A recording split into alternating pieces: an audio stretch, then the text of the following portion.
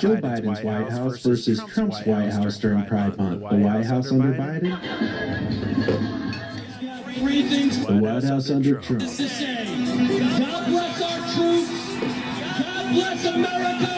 Let's get ready.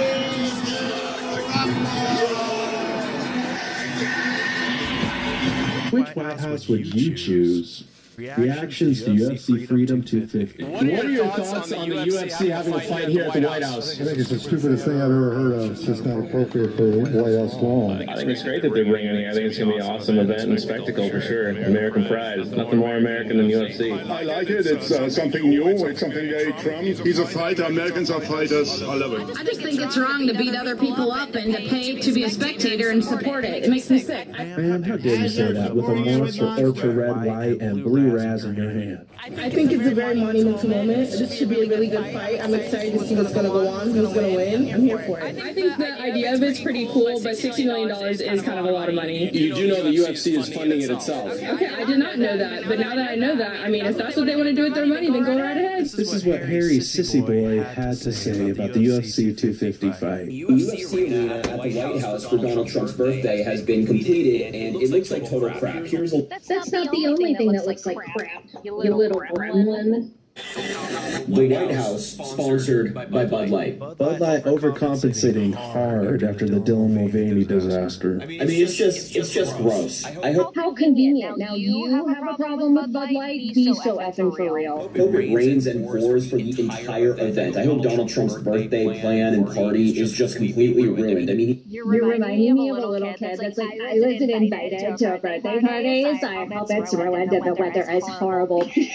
more focus on putting on UFC events in the White House or building a ballroom or the reflecting pool than he is on addressing major issues. Yeah, didn't Iran and the U.S. just sign a peace deal? Opened up the strait, gas prices are about to plummet. He needs to address real issues. You just made like a 2-minute post about how you don't prefer the way the UFC fight looks. Does anybody find it crazy that Europeans coming to visit America for the World Cup appreciate America more than Democrats? One of the most famous European soccer fans, and yes, I will say soccer because I refuse to say football in America. His name is Freddie. He's talked about how much he loves Waffle House. He's blown away by the soda options that we have here. And he's given a lot of love to the state of Alabama. I'm with Angela on this. I'm ready to propose a trade. All these blue-haired liberal wackos for Freddie. I think the best part is a lot of these Europeans coming over to America aren't just doing the classic tourist, go to the big blue democratic city. They are going through rural America. They're realizing how much culture America actually has, and they're digging it.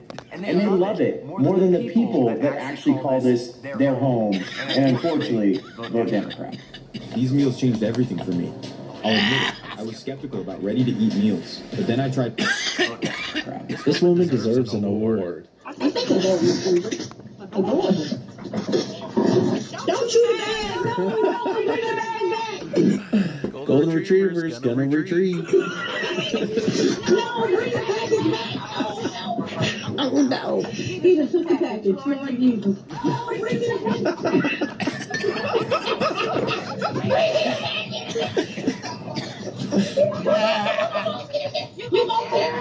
You know what? I hope that people see it. For the brutal murder of 5 men, I sentence you to be executed. You will spend your remaining time on death row. I'm sorry, do you mean death row? Did I f***ing stutter?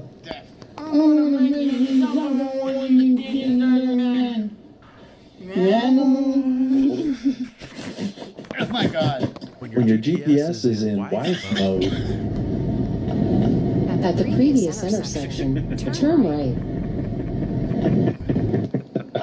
When you joined the Tesla Cybertruck Club.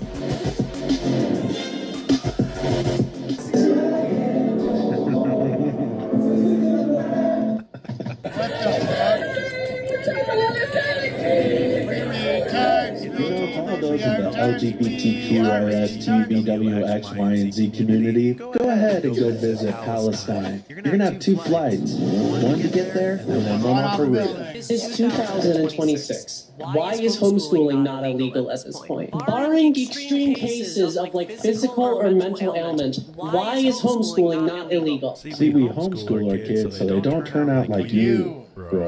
Game, but don't despair. We're just going to show up on ABC.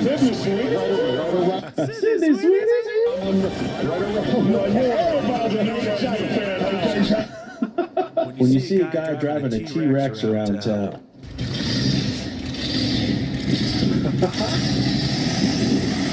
Now you might be thinking about the Ram TRX. No, this man is driving around a T-Rex. When your dog gets a job.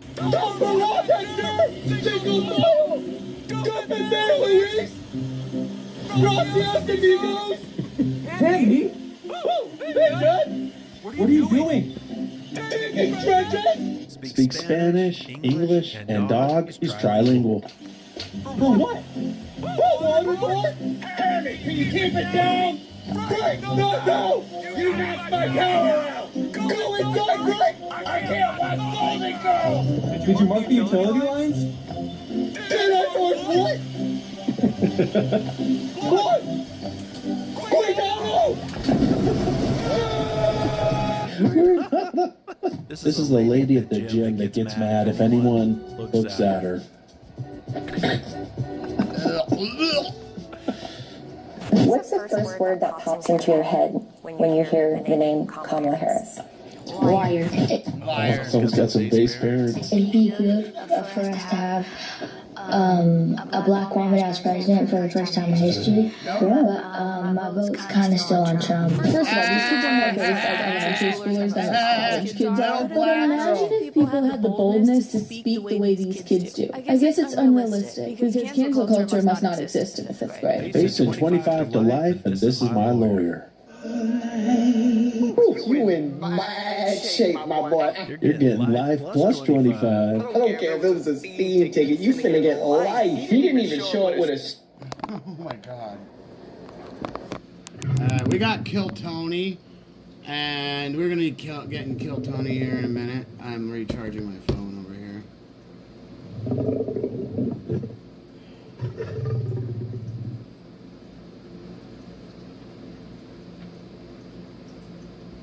What the fuck? Hey, gamers. Quick reminder before you sleep tonight. If your dating life has been filled with betrayal, ghosting, heartbreak, or being judged because of your gaming passion, remember, it's not your fault. You deserve better. Try Boo, a dating app that matches you based on personality, not just profile pics. It's a different approach. Fucking gay! Shot. Rest well tonight. You deserve it. Remember, you're worth it. Good night. Holy that one went so...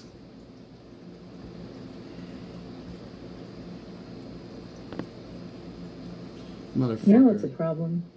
Being single, being horny, not wanting to Dude, sleep you with, dumb whore, get off my but phone. also not wanting a relationship. How do you fix that? Because I need it fixed. It's been years, and it's all I can think about. I know it's not a problem, but it's a need, maybe?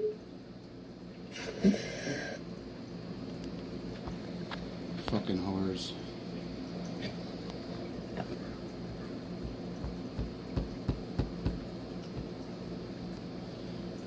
What the fuck, man? A fucking a gas station exploded here.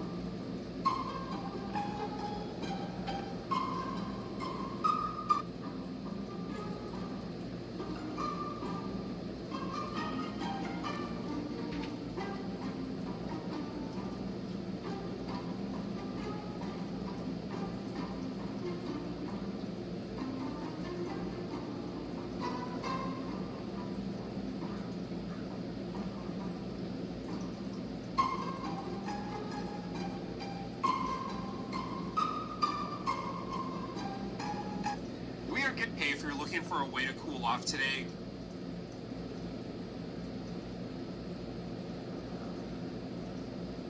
we are getting a look at a pretty unique rescue of a young cow moose stranded in a backyard pond. The situation happened last Friday, but we're just now getting a look at some of the pictures of the rescue.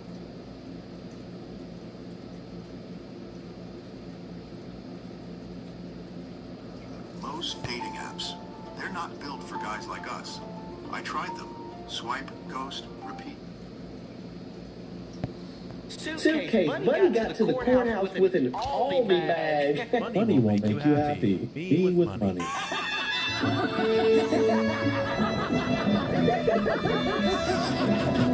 Will it make you insane?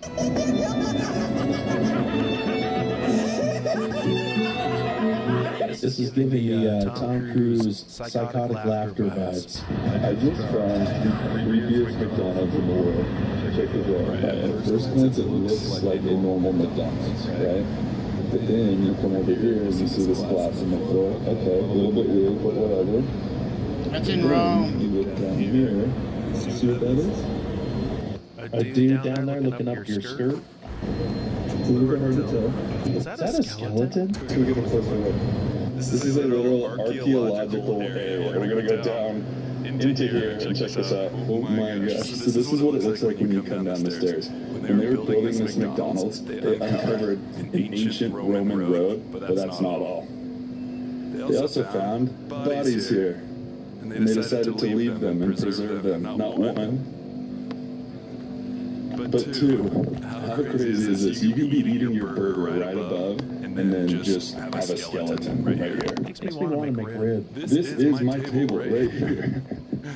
And this is the outdoor seating area and children's playground. And then the ancient Roman road. Absolutely wild. Just had to build McDonald's in Italy, right? When a Turkish ice cream vendor has your EpiPen.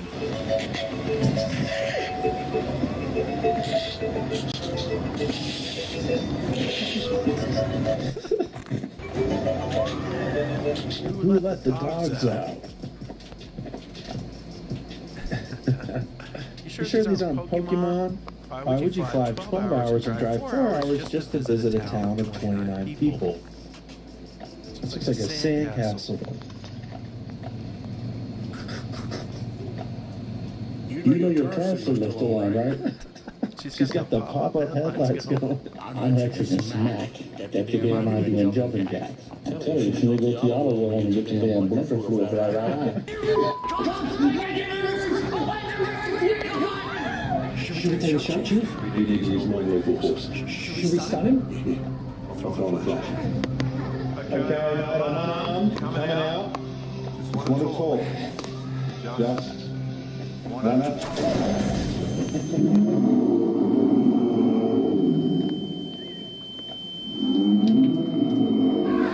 Over here trying to get in shape, and here goes my family.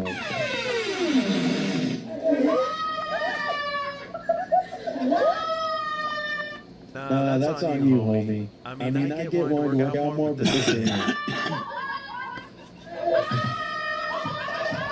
Remember, intention is irrelevant.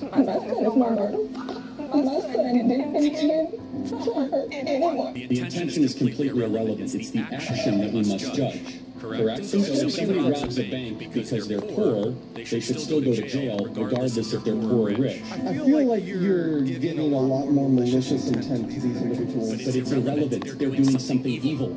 It doesn't matter if they think they're doing good. The Nazis thought they were doing good. Every evil force in the history of the world thinks they're doing good. Are they doing good? Stalin thought he was God on earth. The question is, are they? Not do they think they are? I cannot believe you brother the hell. Spaceman. I can't look at you. Wait, is he playing with my toys? Hey, you know it'd be a real shame should an unfortunate accident befall him. When you try to scoop ice cream while it's still frozen solid.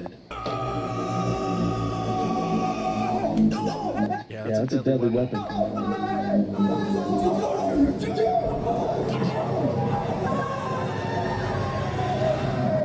Turned into a horror movie. when you know Princess Peach likes getting kidnapped by Bowser, but you just can't prove it. Hey, I gotta do this real quick. I need to check my bank account real quick. I don't know about Princess Peach, but this princess definitely has an Adam's apple. Looks like Holmes got a croc. Oh, he's got his croc.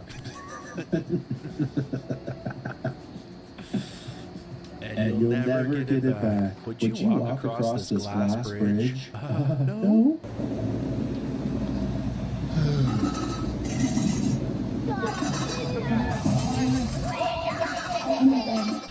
That is diabolical. That's fucking mean. Glass noises while you're walking across.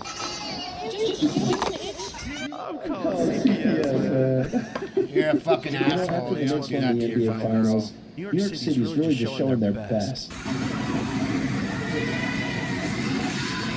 Incredible culture, everybody. Fucking can't stand these people. Here's the goal. Raise your kids like it's still the 90s.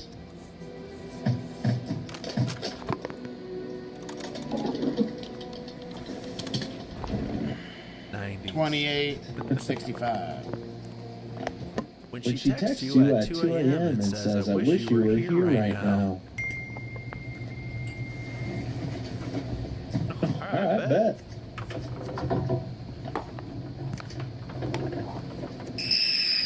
Did you get it in the trash can? Did you get it in the trash can? Now they say innocent until proven guilty, but did you get it in the trash can? No, I just have this lovely new hat. Mm-hmm. Grocery shopping, and she had to sing her question.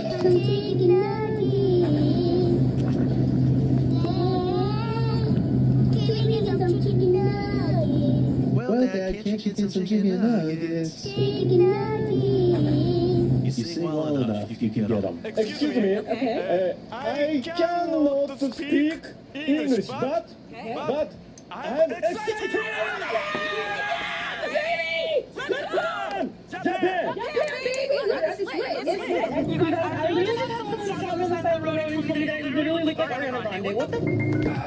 If Ariana Grande Jesus two more Ariana Grandes. Hey Siri, how much grande more? This is Ariana Venti. This is a super grande. Huskies are just metal vocalists.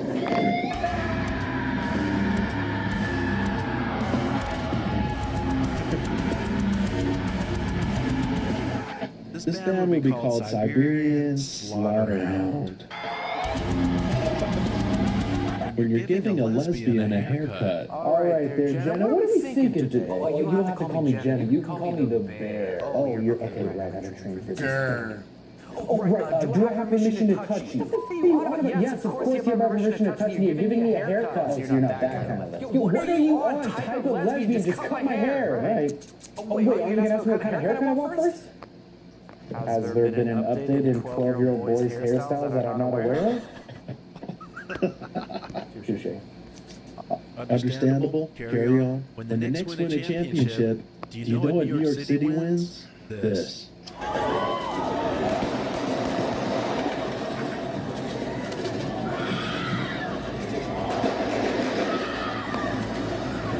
had a guy tell me that he couldn't see a future with me because I get way too much attention online.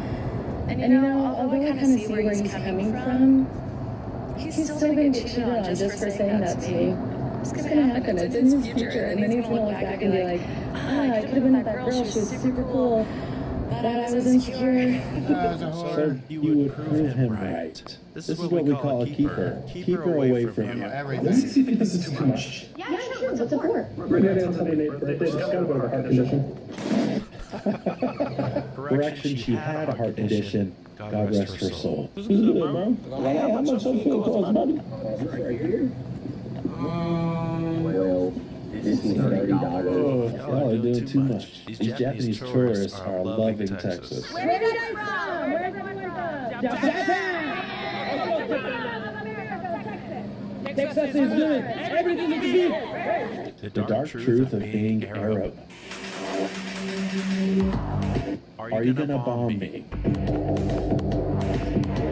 Yes.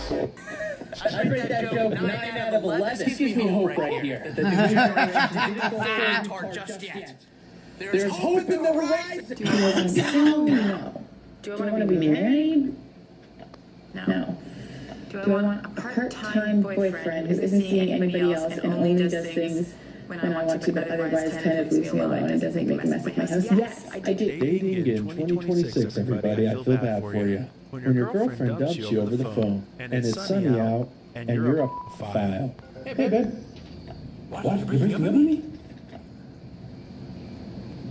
Wait, what's it? Getting pulled over. A slam Humvee. I don't know how I feel about this, guys. What's up, okay.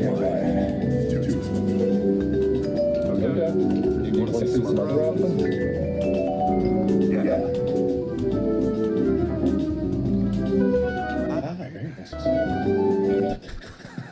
And to see them shooting. How I get the best sleep of my life.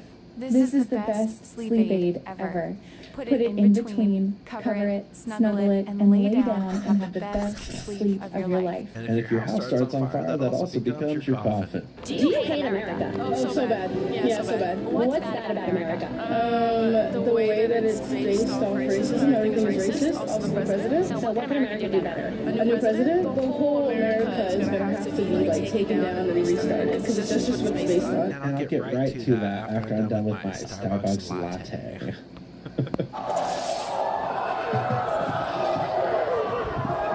This is about New York City, y'all. So let's burn this mother down.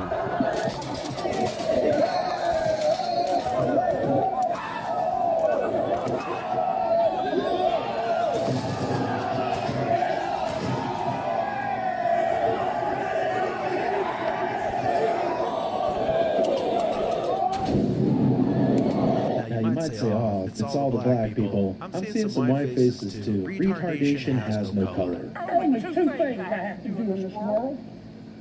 Be cool and die. Put that on a t-shirt. You just gotta try harder not to suck. God created the world, but everything else is made in China. Clowns to the left of me, jokers to the right. He's nervous as a pregnant nun. Are you ready to talk? Download Pango and join the real party. At this point, you're probably not avoiding therapy because of stigma. You're probably avoiding therapy because you... Shut the fuck up, cunt. I don't know why we have to give money to countries that hate us. They should be able to hate us for free. The real goal in life is owning acreage in the mountains, only 20 minutes from Costco. How close are you to a Costco? Drop a comment down below.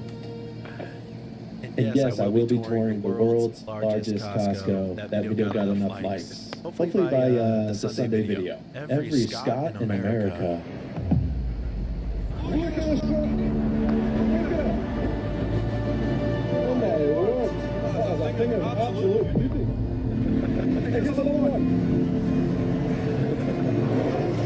I wonder how many people visiting from the World Cup are going to just say, hey, we should make America home. I'm Xanthi. Okay, Xanthi, nice to meet you. Nice to meet you. My fun fact is that I'm half Thai, half Swiss, but I was raised in Bangkok, Thailand. But don't worry, I didn't have bottom surgery or anything. I was born as a woman, so you don't need to worry about that. In Thailand, you never know. Were you worried about that at any moment when she was saying that? Oh, no, I was distracted. I wasn't worried. What are you talking about? Our beautiful smile. Not David trying to instigate. Yeah, David, how could you even do that? No, I was just wondering because you just, okay, let's go to him too. As a Scotsman in the U.S., be careful where you walk.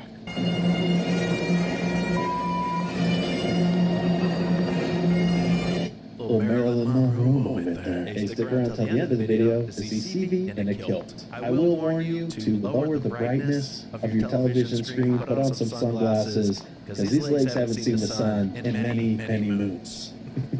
When you try to change plans. Hey, babe. I know we're supposed to binge watch Love is Blind tonight. Yeah? But I need to go to the hospital really quick to say goodbye to my grandmother.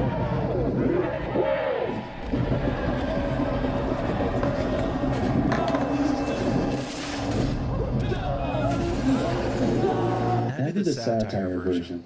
Nick Shirley takes down UFC champ. Got the leg. Yeah, I'm thinking Nick wrestled in high school. What do y'all think?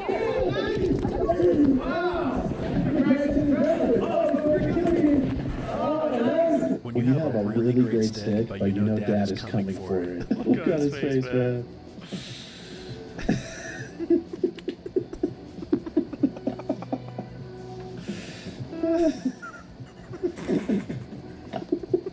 Before you build your dream home, walk it first.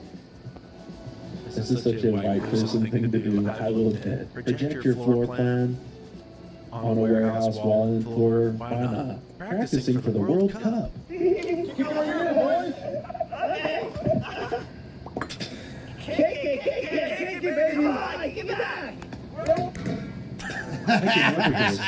My voice isn't very pleasant. The AC/DC guy.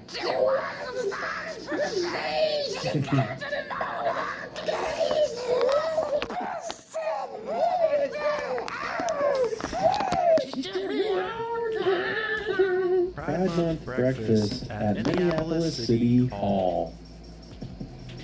Fucking pilots. And they think the UFC fight was too political. This is my dog Tobias, who's become famous for his terrifying stalking videos. But I want you all to know that terrifying dog is the same one who picks out and takes the stuffy to sleep with them every night. Yeah. You're so cute. Especially like the elephant. What's the dog doing? This dog forgot how to dog. When you're trying to figure out why she's mad at you. Oh, I would pay good money for this. The GPS, the girlfriend problem solver. Here's some of the codes. Hangry, on period, tummy ache, no Starbucks. Take my money. Elon Musk is officially the world's first billionaire.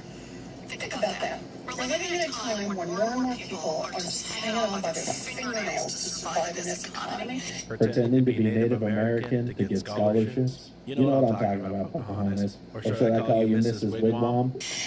And Elon Musk has more money and more wealth than anyone in human history. When you're worth 12 million, and the average American, Elizabeth Warren, will never even be a millionaire. But you gotta help a homie out. Alright. Oh my god.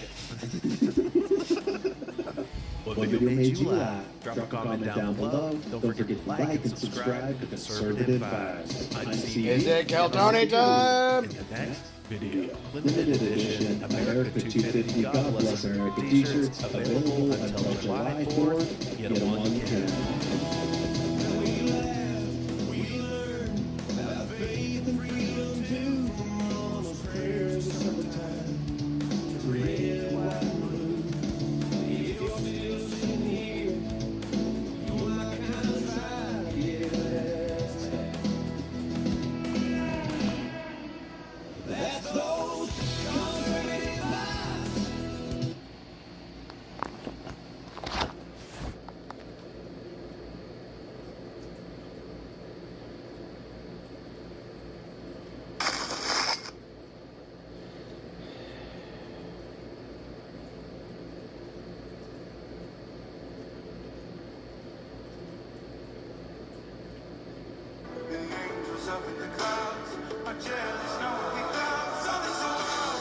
Did 2 tours in Dallas.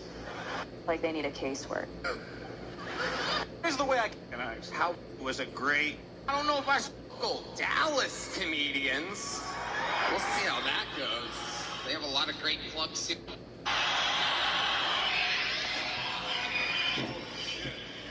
We're gonna have some fun tonight. I can't wait. Tim, what's up, Dallas?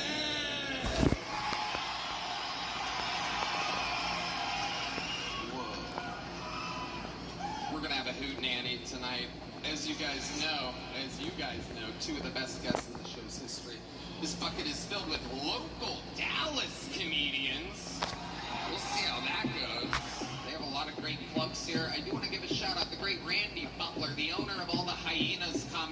Jones is here tonight. That guy was headlining me in Dallas 15 years ago, before I probably even had an hour of material, and we never forget it. And we did, I think, fucking 12 or 18 Kill Tonys there before, way before we could ever dream of being in a venue like this. So shout out to Randy here in Dallas. He runs all the Hyenas. Make sure you support your local comedians. If I pull one of these guys out, they get 60 seconds uninterrupted. Another time is up in here, the sound of a kitten. That means they have to wrap it up then, or else they bring out the angry... Wait, what's the gay part of Dallas? Oakland? All of it?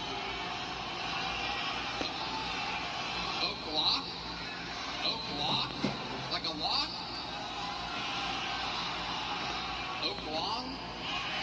That makes sense. I can see how that would be. Wood? Long wood? I love them saying okra. Could have been anything. Okra's big here in Dallas. Or else they bring out the crazy Oaklawn gay bear. There it is, just for you. That interrupts them. I conduct an interview. The whole thing's improvised. Really, there's never been anything done like it in the history of fucking show business, where a crazy person in a parking lot can sign up and be on one of the biggest shows in the world. Anything can happen. You guys know how it rocks. You guys ready to start tonight's fucking show? Now, things are tricky, right? Because when you start a show like this out here in front of fucking 8,000 people in Dallas, Texas, you really want to get it started with a bang. So we're going to do that with one of our greatest regulars. You've been watching him now. How many of you watch every single week? You've been watching him 2 minutes or more every single week for the last few months. He's a fucking sensation. He was once considered the Dark Storm of Atlanta. Here to start tonight's show is the Dark Storm of Austin, Texas. To show you how stand-up's done, ladies and gentlemen, this is Kendrick Flint, everybody.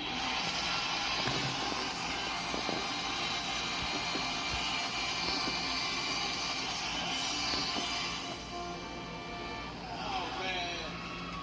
Guys, I feel so happy and free. I recently, through deep meditation, I ate an edible when I was sitting alone in the airport. I realized something that set me free, and I want to bring this to Dallas, and hopefully y'all can understand where I'm coming from. I recently decided that I'm done pretending like I've ever forgiven anybody for anything. I'm done with that, right? I'm sick. I lied. I never forgave you. I still hate you as much as I did before. It's still on sight. But now I get that energy back, and I want to bring up one of my recent new beats. My nephew, I took my nephew to go play laser tag for his birthday. I bought him and all of his friends laser tag, and it was like a 20-on-20, and it was like these other people out there. Now, mind you, I want to say this nigga's on my team. And so right before we go out and we run out, he gonna yell out, "Uncle Dedrick, you can hide, but you can't run." That's messy, and that's trashy, and that's unbecoming. Don't breathe my knees. You know what I'm saying? Don't tell the... I'm 35. I don't say disrespectful shit in front of company, nigga. I didn't rate your mama was orange in middle school. Alright, I didn't say that. Oh, you know your mama's nickname? Jug. She was real fucking popular in middle and high school. Everybody know Orange Jug? I probably had some out here. How dare this? But I don't want to talk too much. I don't want to do too many mama jokes, because I know as a person I can't handle mama jokes. That's how I learned how to fight, because you're not finna, as a Southern boy, don't ever talk about my mama. And I kept getting into fights, and my mama sat me down and she said, "Dedrick, why do you keep fighting?" I said, "Mama, they keep making fun of you." And she said, "What are they saying, baby?" I said, "They keep calling you fat." And she said, "Baby, I am fat." I was like, "Don't ever talk about my..." Ooh. You lucky you my mama. I don't know if I should let it slide. It's a slippery slope. Thank y'all so much. That's my time. I'm there. Fuck yeah. The world. Is your mom a little thick? Not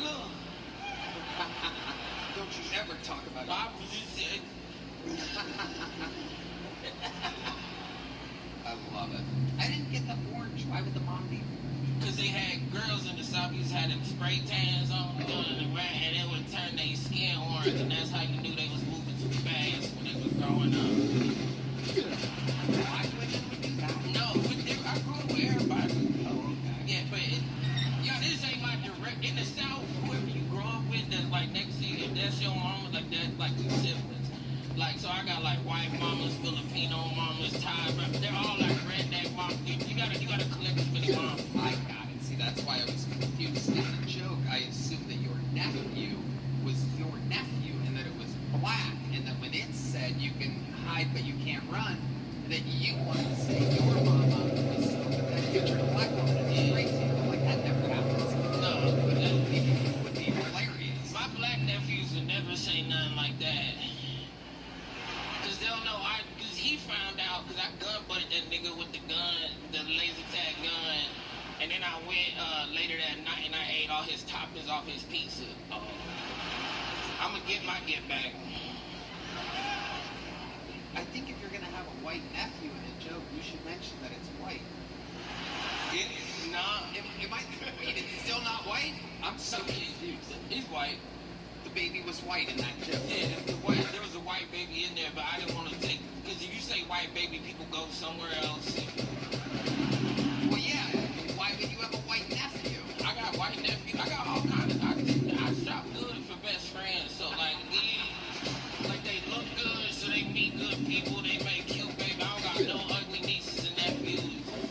Except for that one nigga that talked about my niece. I think that he gonna get arrested soon, I hope. Now, the one N-word you're talking about, is he black? Or is he also white? Well, see, I call all of my nieces and nephews nigga because it start with N. Makes it more confusing. No, they know who I'm talking to. You ain't been young in a long time, Joe Rosa. You wouldn't get in. Yeah. This nigga's nobody niece nor nephew. Hold on. I was just making a comment. I don't care. I was just making a comment. No, let's leave. I want to compliment you on being the blackest person ever to wear a Lord of the Rings shirt. Oh my goodness. Where was Gondor when the wrestling fell? More like Lord of the Wings. Yeah, come on. Well, the chicken wings. Yeah. The back says Legolas. I thought it said leg lifts for diabetes. Spelled that right. Yeah, you got that from your AA meetings, Joe. It's like if young Dolphin Gandalf had a baby. Oh, I like that. That's a really good one. Yeah. I can't get over this nigga in the Buc-ee's thing. Don't play no sound effects, white dad. What the fuck do you? You do have white people in your family. That's not blackface. You can't do that Buc-ee's uniform. I know you're trying to secretly say nigga as a beaver.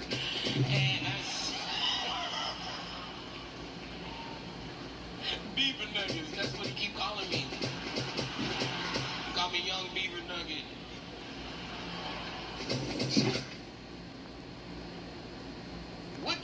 What did make you wear a Lord of the Rings? Is that a joke? I love, yeah.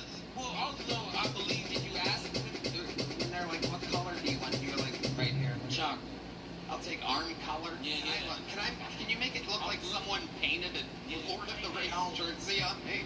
I want it painted on. I just love it. If you don't like Lord of the Rings, I don't know how you don't like that. They got everybody in there. They got everybody. I love Lord of the Rings. And Legolas, I like him. With that slingshot, nigga, I'm just like Legolas, just hitting Balrogs in the face, gangsta shit, type shit. Rohim on God. Is there a Lord of the Rings character that white people will fuck with, especially? Yeah, Pants Me Baggins. People Pants Me Baggy. There you go. It's your Pants Me Baggins. That's good. I don't care what anybody says. Anybody ever tells you Tony's not funny, show them that clip. Right there. Is there a black character? You really did set me up for that one. Is there a black character that the people put? Oh, he's getting defensive. Yeah. No, that's what he... I thought that was supposed to be me. I was up in the... I wasn't even trying to ruin. Yeah, but that's how you sounded when you said that shit to me as my friend in front of these 8,000 strangers. When you talk to me like a white boy.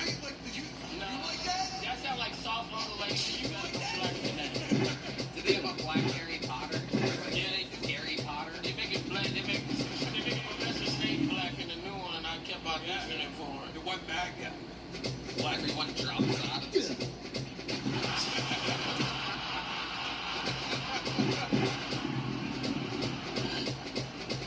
They hold their wands sideways. They do drive-bys on fucking broomsticks. All right, Dendrick, you got the show started. We gotta get to the fucking. Yes, we go, ladies and gentlemen. Welcome to Kill Tony Dallas. That's Dendrick Flynn. And now to the bucket we go. This is where everything gets very interesting. I can almost guarantee you none of these people have performed in front of a crowd this size before.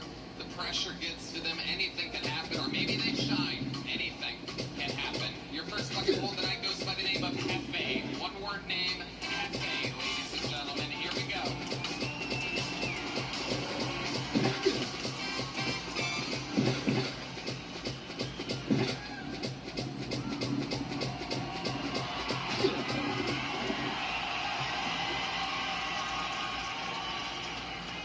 Thank you.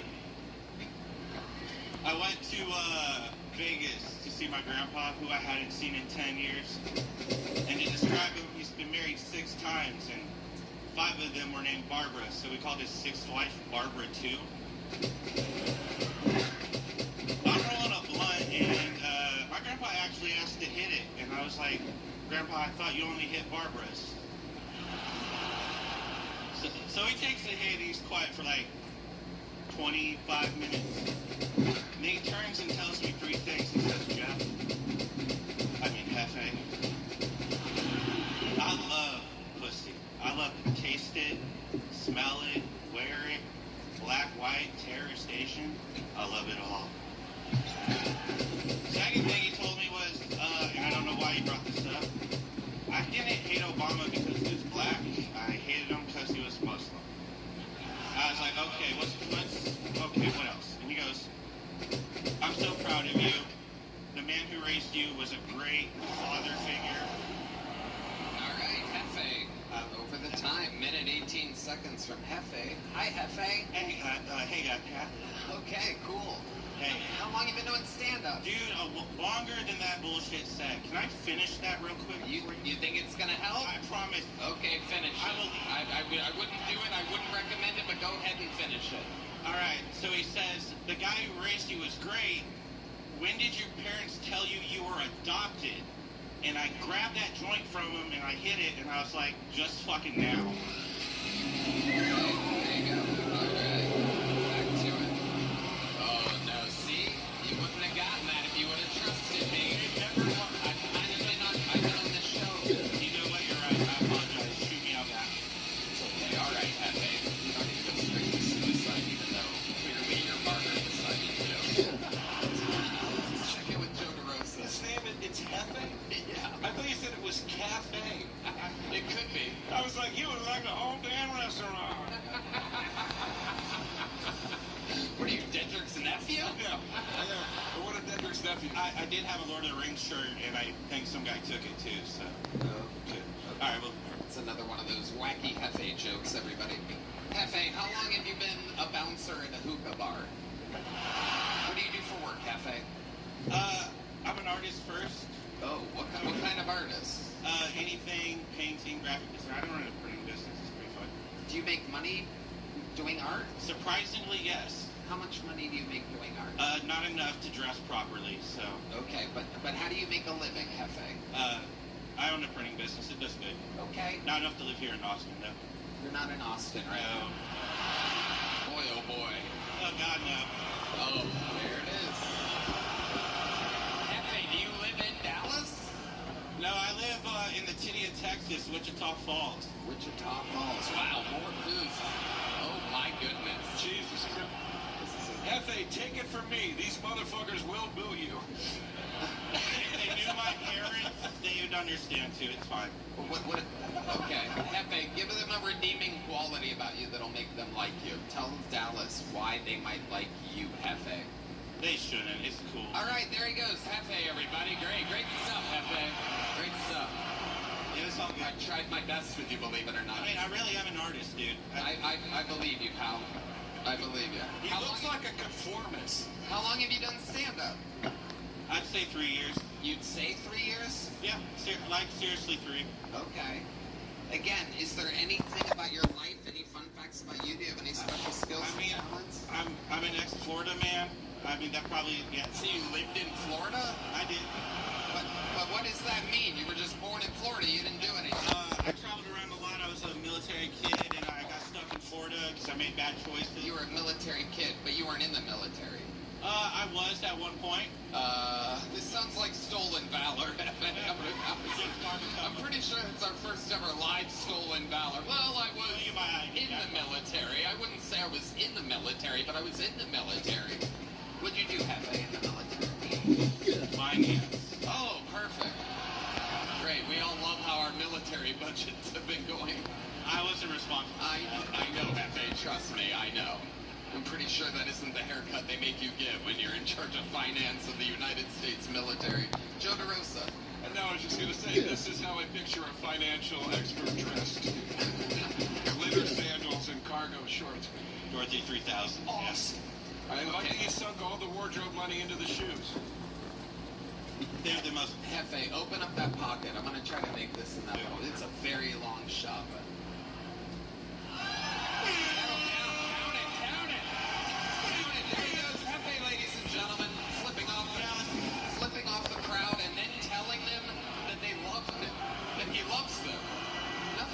The flip off, I love you. Oh my God. The crowd goes wild. It is indeed the lovely Heidi and Val, everybody. Obbity, obbity, obbity. You know when you're busy communications, feel like you run out of time in a prayer. This calls, unread text follow-ups. Eventually, you just hit that wall. We are like, all right, I'm done. Let's fucking quote. That's why today's episode is brought to you by Quote, spelled Q-U-O. Hey, it's Goose. So I'm broke. I live with a roommate, and I came home the other day, and it sounded like my roommate and his girlfriend were having sex. I was like, nice, I can jerk off to this, you know? And turns out they weren't having sex, and she was just crying. I was like, alright, I can jerk off to this. Hey, I'm a sick fuck, guys. Sick fuck. It's sweet to be here, though. I posted on Facebook today I was coming up to do some stand-up, and my childhood babysitter, they commented, they're like, well, and you do stand-up, that's so cool. When I was a kid, I wanted to do stand-up. I was like, no shit, when I was a kid, I wanted to fuck my babysitter. He's not my friend on Facebook anymore, guys. Final nail on that comment.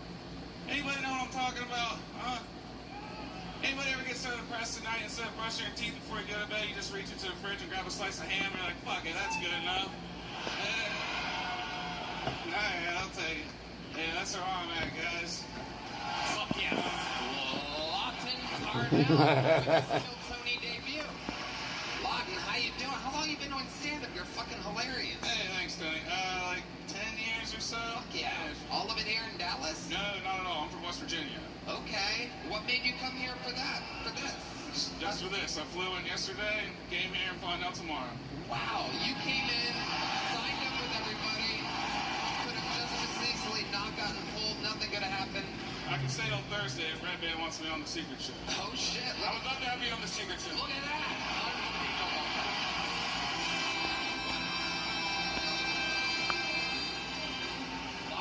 Stick around for a second. I gotta know more about you, man. Yeah, it's so fun, thanks. You're born and raised in West Virginia? I wasn't born there, but yeah, pretty much raised. What do you do for work? I am a commercial real estate appraiser. Okay. Yeah, fun stuff. Hell yeah. And you got a flight here? Was it Southwest? It was American, actually. How was TSA? Yeah, go America, hell yeah. Were the airports normal? Yeah, TSA at Pittsburgh was fine. They did have some ice people, but they were just chill. Perfect. Hell yeah. To you. Yeah. to you, their favorite customer. Yeah. Like, they see me like, nope. Did they try to hand you a job application? I thought you said hand job at first. I got really excited. That would be cool if they did that to pure American white people. Yeah. It's like they did the reverse for true citizens. They're like, get over here, you fuck. fucking squawking eagle, you. Who's a good American boy? I'd put my appraiser job for that, for sure. Hell yeah. Absolutely. Absolutely. Lockton, tell us more. What's the most West Virginia thing about you? You have like a dip of tobacco in your cheek that we don't know about? No, I just smoke cigs. I don't do tobacco. Nice. I smoke cigs. I had a job in college. I was installing like people's security systems. So like they sent me to like random people's houses and install their security system. And one time I got propositioned by this really big fat lady and a man named Robert E. Lee. It was his real name. Yeah. It was really cool. He said he was legally declared dead in the state of Maryland. So I was like, this guy's my man, you know? And I started installing their security system. And I noticed in their bathroom I had a piss. And they had like a TV just running porn. Like it was just a porn TV. And yeah. I mean, you remember like those, and I didn't ask them, they were like, you saw our porno, right? And I was like, yeah. And I asked them, they were like, remember those like Cinemax? And like, they would just give you like a free, like stream. They said if they changed the channel, then they'd lose their porn subscription. So like, it was their bathroom porn TV. Yeah, I got one out too. Yeah, thanks. This is crazy. This is awesome. Thanks, guys. Yeah, of course. Dude, what's up, Joe? It's Lachlan? Lawton. Yeah. Like I guess a town in Oklahoma. I want to compliment you, man, because you're hilarious, number one. Oh, yeah, appreciate it. Number two, I really mean this, man. A lot of comics come on stage dressed like stonery, like the way you're dressed right now, you know what I mean? And honestly, a lot of times because they just don't give a fuck. Right. You're dressed, it matches your persona, it matches your humor, the whole character's there. I'm not saying you're playing a character, but you know what I'm saying? Sure. You're representing yourself visually and comedically, and the whole package is there, man. You're doing it. I'll tell you, you're doing it, man. You're doing it right, Joe. You do have a good look. It is like if one of the South Park kids smoked a lot of cigarettes. Yeah, I do smoke cigarettes. I'm eyeballing Joe cigs right now with their American spirits. You're killing it, I'll take one. Lockton Parnell. I was just about to get rid of him. Now you're going to have the poor kid smoking a cigarette. Two on catches here. It's because you're going to cause a fire hazard. Throw those back. There you go. Smoke that. There you go. All right, then you're funny, but not that fucking funny. Lockton Parnell, you did the job. Everything was amazing. Absolutely incredible. Perfect bucket hole representing West Virginia here in Dallas. An incredible showing. I have a comedian that's from Dallas, ladies and gentlemen, that is your next comedian. We dragged her up here with us from Austin, Texas, where she is considered one of the top young rising comedians in the world. I've had her open up for me in Dallas a few times over the last 5 years. Someone that was a door guy at the Mothership and now is the full-time opener and feature act for Ari Maddie. Ladies and gentlemen, she is Dallas's own Liz Black, ladies and gentlemen.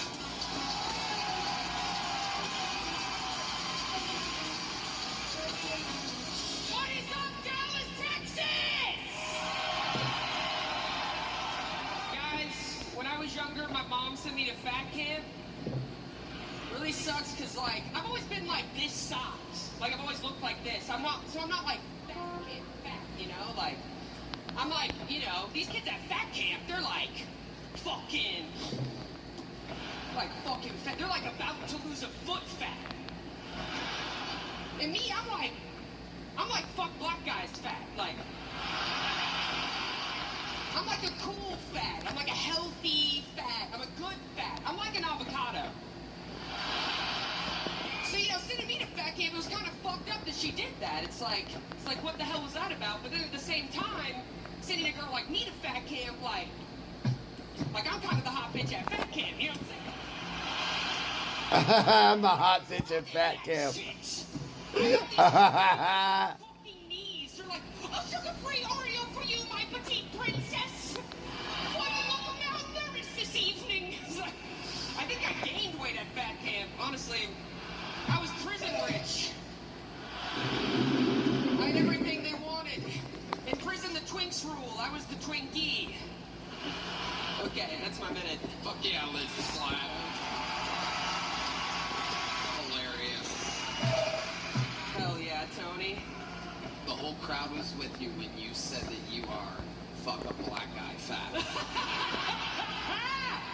That's just who I am at the end of the day. It is true. excited to be here. I'm excited to be back home. You are the first comedian of the night that is from Dallas, Texas. Tell these people, what part of Dallas are you from? I'm from East Dallas, Lakewood! Oh, shit. I went to high school in Oak Cliff, bitch! I know you guys can't see the crowd, but a lot of poor fat people are going wild, and the rich people are laughing.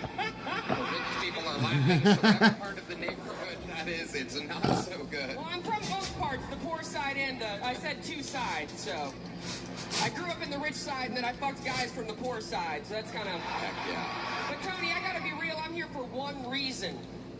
I'm here for some real shit. I'm about to take somebody's job in this show. Oh, shit. I'm here to take some regular shit in this bitch. Oh, shit. I'm here to take that fat, busted bitch Heidi's job. Oh, shit. Get that fat, busted bitch my God. out of here. I could do... I get her out of here. Click that heavyweight Valerie. It's a cat versus a pig. Seriously, I could do that bitch's job better than her any day. Oh my God. Whoa. I will. Shit. Whoa. What the fuck is this? What the fuck is this? And he comes out dropping it. Shit, give me this. She has an ass. You're just made of... Wait a second. What's happening here? Oh, shit. Oh, God. Oh. What's happening? Oh, shit. What's happening? Oh, no. She's wearing... Oh, my God. Oh my God, she's in her underwear on the stage. Oh my God! Ah ha ha! Ah ha ha! She's stripped on stage. Oh my God. You can hide, but you can't run. Wow. Fuck this shit, I'm out! Wow, amazing. Liz Slat, obviously a future roller derby goddess. And how about one more time for Heidi?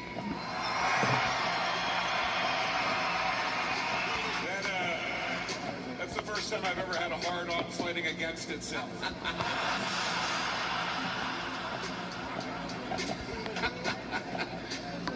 It is incredible. That is the opposite of whatever Viagra does, I'll tell you that. 28-0. 28-0. D-Mats is like, I'm hard and I don't know why. Smell it. What the hell's that smell? I don't know what. I like it.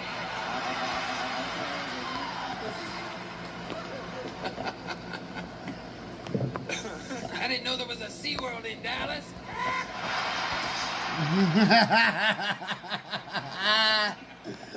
Fuck. You guys having fun out there? To the bucket we go, ladies and gentlemen. Anything can happen. Make some noise for Marco Garcia, everyone. Marco Garcia, right out of the bucket. How we doing, Kill Tony? Y'all good? Hell yeah. I'm bad with money. I'm real bad with money. I'm so bad with money. It's fucking on my Instagram ads. Like, I'll be scrolling. It's like some girl dancing. Nice tits. Are you assuming $11,000, $10,000 of credit card debt? How do they know? They've been talking to the people at Chase. I'm fucked. But this debt's not following me to Mexico, so I'm gonna be okay. I'm gonna be all right. I'm real bad with money. I'm so bad with money. I went to the therapist office the other day. Couldn't pay.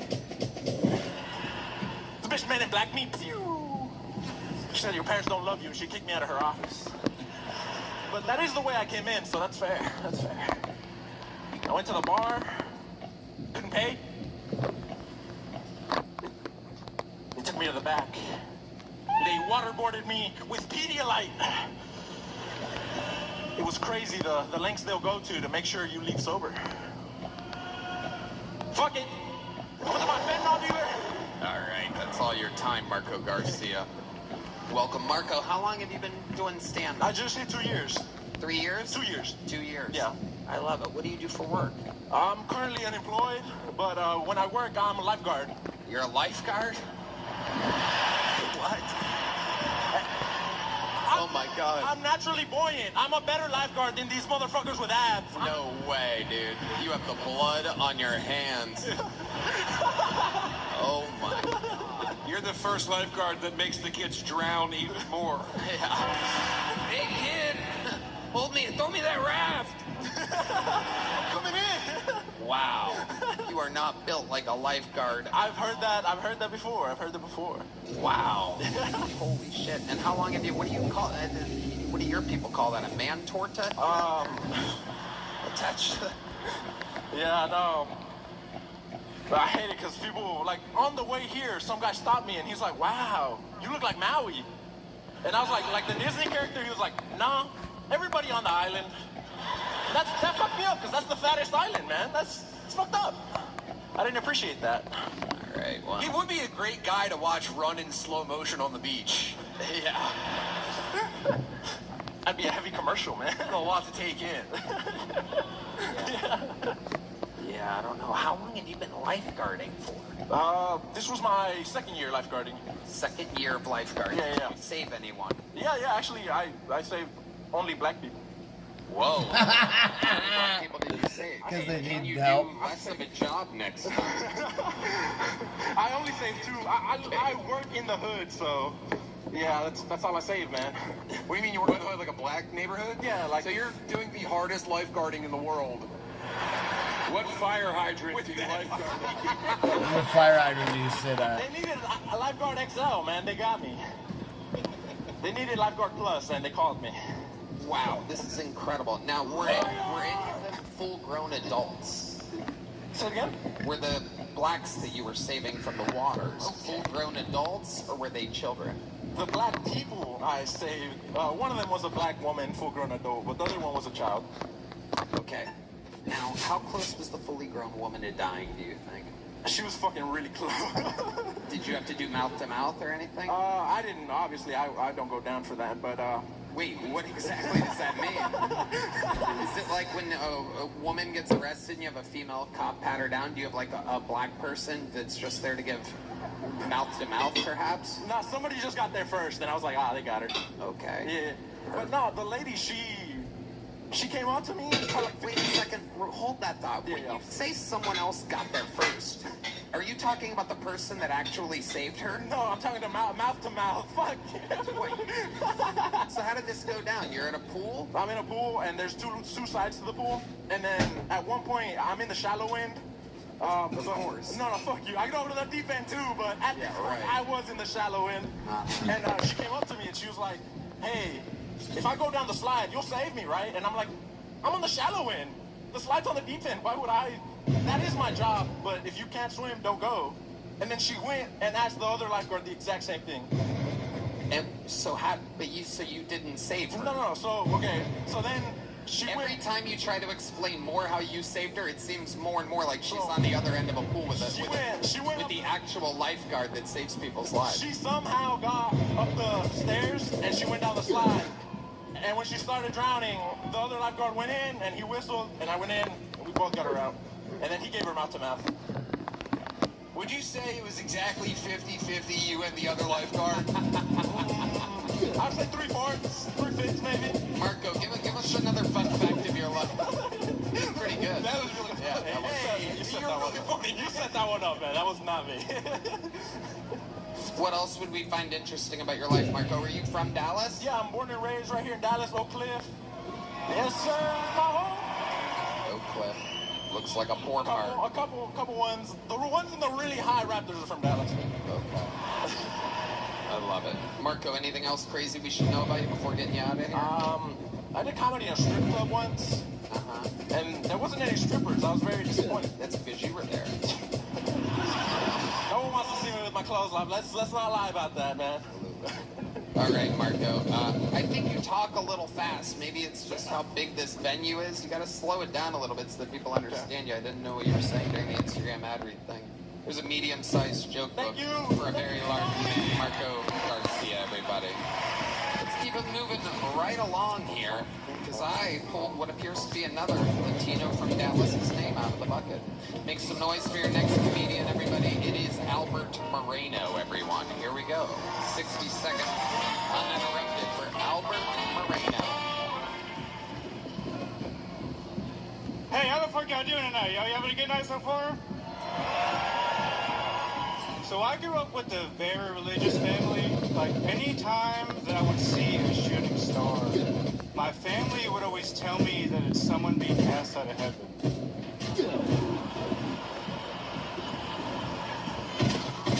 Yeah, you could have just lied. You know, I don't know what a child is supposed to do with that information. Like, you know, anytime that a normal person would see a shooting star, they would just be like, that was beautiful, make a wish. Anytime that I would see a shooting star, I would just be like, damn, another priest.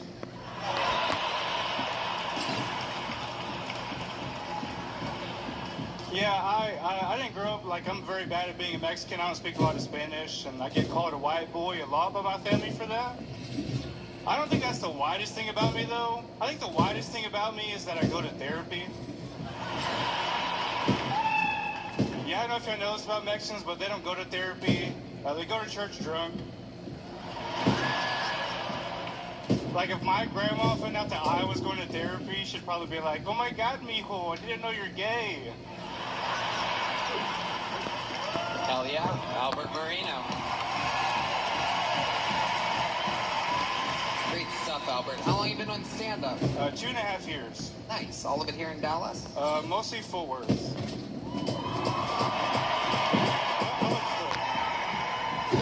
I come from a small town. I'm from Mineral Wells. It's like, How small is it if the whole crowd goes wild?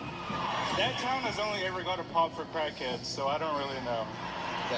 That's our target audience. It's a very small town. It's like maybe 40 minutes west of Fort Worth. So my drive has always been like 40 minutes to an hour. So I've just always gone to Fort Worth. Okay. Yeah. Like the Hyenas there? Yeah, I started at Hyenas. Yeah. Awesome. Yeah. That's fucking fantastic. What do you do for work, Albert? I just got fired about a month ago. You got fired? Yeah. What'd you get fired from? Hell yeah. I got fired from Amazon for speeding violations. Ooh. In the truck, in the actual Amazon truck? Electric vans, yeah. Wow. Now, I was new. Were you getting pulled over by the police? Or no, it's just they have a They busted the diagnostics Qualcomm inside of their vans, so they know when you're speeding. So if you go over the speed limit for like 3 seconds, that's when you get flagged. Wow. Yeah. That's incredible. So I had been working at another job for 14 years, and I moved to Fort Worth, so I was trying to find another job, and Amazon was a job I landed on. So it was just a new job. So what are you going to do now? I got another job at Amazon. Yeah. So the one that I started at was further away. The one I'm at now is 10 minutes away. So my first day is Tuesday, actually. Wow. Yeah. Fake ID from fake ID is how you're getting the same job from Amazon. Do you mean a green card? Or what Albert, how legal is your family? So most of my family's from Mineral Wells. My grandma, they're all from Mexico, of course, but most of my family's from Mineral Wells. Or do you live with them? No, not anymore. You have your own place? Yeah, I live with one of my best friends. Yeah. And do they do comedy as well? No, he's been around the open mics. He's friends with all my buddies, but he doesn't do comedy. What does he do? He works for like a small company in Weatherford. They do. You guys have a 2-bedroom? It's a 3-bedroom. 3-bedroom. What goes on in that other bedroom? I can't say personally. Here, yeah. It's an empty room. Okay. Yeah. How many bathrooms? 2. All right. Yeah. We got our own size of the house. You know, you don't hear me beating off or nothing. Right. Yeah. Absolutely incredible. Joe DeRosa. Dude, I was very impressed. You said, dude, 2.5 years? Yeah. I was very impressed. You're funny, man. You're really fucking funny. And I really appreciated that even when the meow happened, you didn't panic. You took your time. You finished the joke, man. Like, you got the rhythm. Yeah. You know what you're doing, man. Good shit, dude. Really good shit. And when this comes out, you're gonna get fired from that other animal. I know. Yeah. I know. I'm so funny. Really just aired all your dirty laundry. Hey, I'm gonna enjoy those 2 weeks. What's another fun fact about Albert Moreno that the world would find interesting? So my joke about my church is real. That's it's not a very common thing. I was born and raised in like a Spanish Doomsday church. Okay. Yeah. Wow. Spanish Doomsday. So what would one expect to see at a Spanish Doomsday church? Well, it was a very small congregation. And to this day, it's like just 2 families, and like my family's still in it. Oh, this sucks. Is it cold? They're like laughing at my family right now. So it was very awkward for me. I didn't leave my church until I was 23. Oh wow. Yeah. And it was very hard because growing up, I felt like I was the outcast in my family because all my cousins weren't really into the church, and I was, and I didn't leave till I was 23. And I took a lot of pride in staying in my church for so long.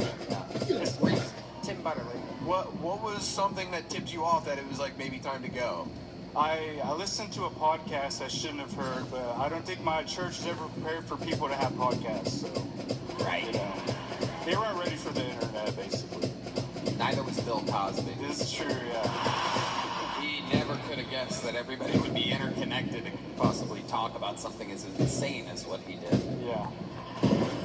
Wow. Can you just give us one tidbit of what, like, made it a Doomsday church? Like, what would a sermon be about? Like, okay, so, like, my church didn't have, like, that certain section for kids. There was never anything for kids. It was all about the end of the world, pretty much. And it was about what? The end of the world. Yes, the end of the world. Okay, so... And how do the Spanish think that the end of the world happens? What happens at the end of the world? Oh, okay. So everything, does every food article and every car turn into the Virgin Mary or something like that? I think it was probably, they were just like, stay away from Minneapolis. Maybe they were right. Well, you know, I spent my whole life being warned about the end of the world. Like, I wish somebody would warn me about my uncle, you know? When did they say the end was coming? I think at the time, I left my church when I was 23, so that was about 10 years ago. 2017, 2018. So the guy, he was our main preacher, he did a live. So we watched him from Inner Wells. He's in Puerto Rico. Everyone that listens to my church listens to it live. Do you see where I'm going with this? The leader of the Doomsday Church is in Puerto Rico. Retards. Well, there you go. Yeah. Looks like I was right about that one. Albert Moreno, great set, great interview, very compelling, very funny. I love that you got out of the church and you're living your dreams, buddy. There he goes. My very dog's funny, still... Albert Moreno. Hey, we have another fun guy from Dallas, Texas, who's part of our crew and has been for years. He won a golden ticket, I think 6 or 7 years ago, here at a Hyenas Comedy Club in Dallas, Texas. Ladies and gentlemen, make some noise for part of the Kill Tony production crew and a comedian out of Austin, Texas. This is Colt McNeely from Dallas, Texas, everybody. My God, how are you guys? It's so good to be here. Oh, yeah. My name, as he said, is Colt. It's actually Colton. Yeah. In my mid-20s, I'm working up, you know, a little bit easier to say. I think when I'm an old man, I'm just going to go by... Fuck. Thank you. You know, I like movies. You know, I saw the movie Holes with Shia LaBeouf, and thank you. I saw they're remaking it. It's gonna have an all-female cast. It's crazy. It's true. What are they gonna call it? Even Better Holes? I mean... Deeper Holes? Oh, man, I love the news. The blacks and the gays, they don't get along. It's not my opinion, it's just what they say, you know. I get it, though, you know. Imagine having both dads walk out on you. Thank you guys so much. Holy Neely! Dallas, Texas! What part of Dallas are you from? Tell these people. Oh, I'm from Allen, Texas.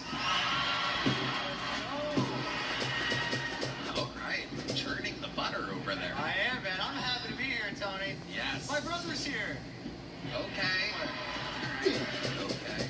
Oh man, Tony, it's been crazy. Yeah, tell us about it, Cole. Man, my buddy's dad just had a stroke. Uh-huh. I know, he was telling me about it. It's really sad, right? Uh-huh. Yeah, he said he had to spend all day at the stroke center, and I was like, that sounds like a great time. What's next, the reverse gorilla grip center? Count me in, you know? Oh, you're just on fire right now. I'm happy to be here. What else is going on? Oh man, you know, I've been looking at all these first ladies these presidents have, you know? Yeah, what about them? You know, Melania Trump's our first lady, and I was looking at all the old first ladies, and I think Melania might be the first lady. Have you guys thought about that? That is a good point.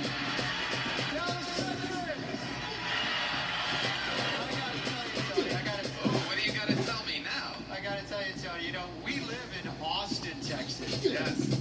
But my home is Dallas, Texas. Oh, wow. Look at that. Way to get the crowd that you already had on your side, back on your side. Oh, my goodness. What are you, the doomsday preacher? I guess so. Shit. Incredible. Didn't Heidi bring you out here to clean up the spill earlier? Was that you? You little mopstick? Yeah. All right. What else is going on, Cole? Oh, not much, Tony. You know, just been... You ran out of things that you gotta tell me. Oh, I told you everything I had to tell. Tony, I gotta tell you, Tony. Oh, man, Tony, I do have to tell you. We just started selling these Kill Tony fingerboards on the website. No one cares about the fingerboards. Yes, they do. Dallas, Texas. Oh, my goodness. All right, cool. Anything else? Do you have any tricks up your sleeve for a fun fact? I don't know if you guys have been watching the show long enough, but Colt is one of the greatest yo-yoers in the world, and he also famously is one of the youngest ever, what is it, Kung Fu Taekwondo black belt? Oh, man, I'm a 4th degree black belt in Taekwondo. But I do gotta tell you, Tony, I've been working with you for like 6 years now, met at Hyenas Comedy Club, and I haven't been kicking since I've been working for you, so I can't kick, but goddamn, I can yo-yo. All right, do a little yo-yoing for us. I don't know if they want to even see it. Give me some yo-yo music, John. Screaming.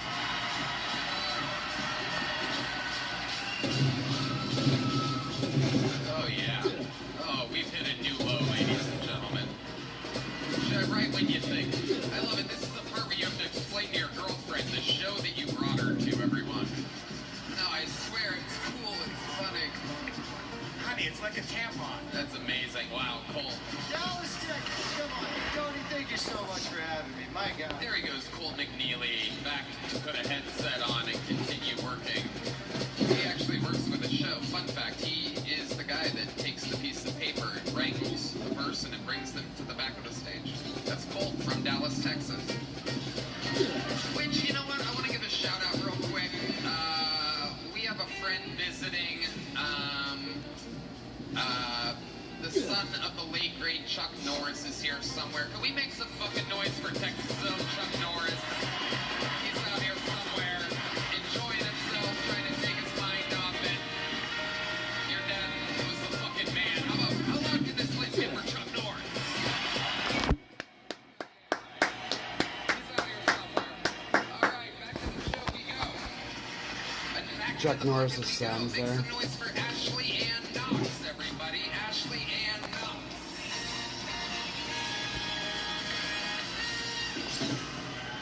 Oh, what's up, Dallas? So, Red band staring at I her look like tits. it, I'm sure. I do have historically terrible taste in men.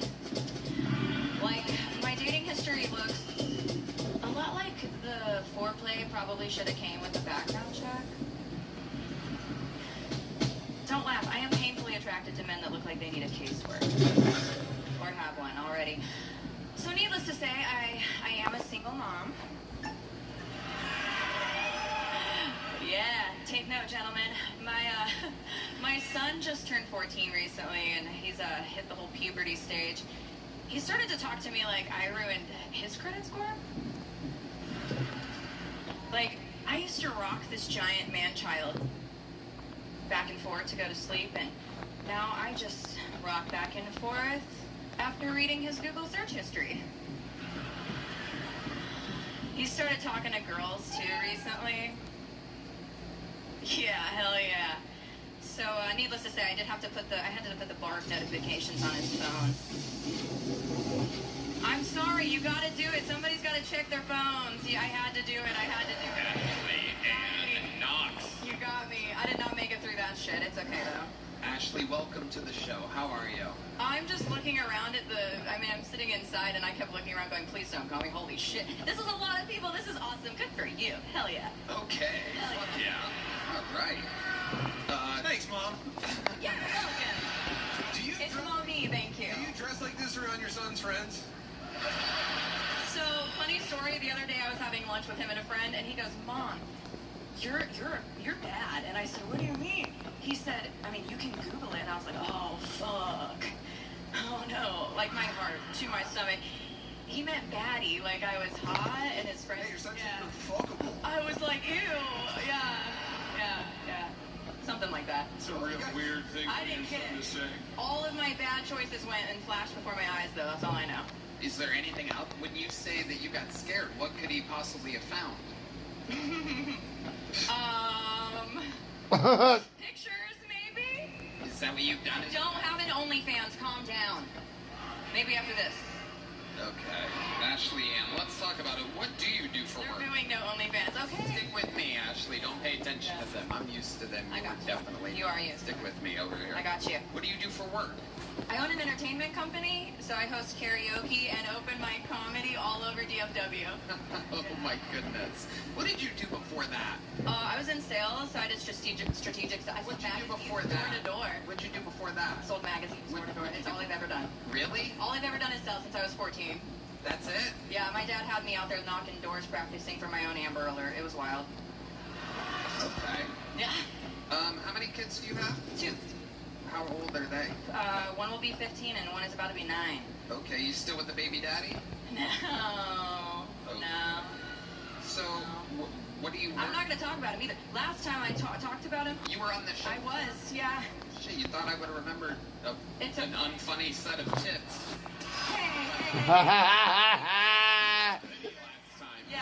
Oh, that'll do it. I covered him. Now I remember you. That was the problem, yeah. DeRosa. No, I was just going to say, before we get too far away from your son, where do you think your son got the idea to look up giant fake-titted women? Oh, you're so dumb.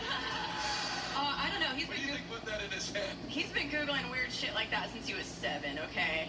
This kid is heavily advanced. You would be too if you were drinking heavy whipping cream right from the womb.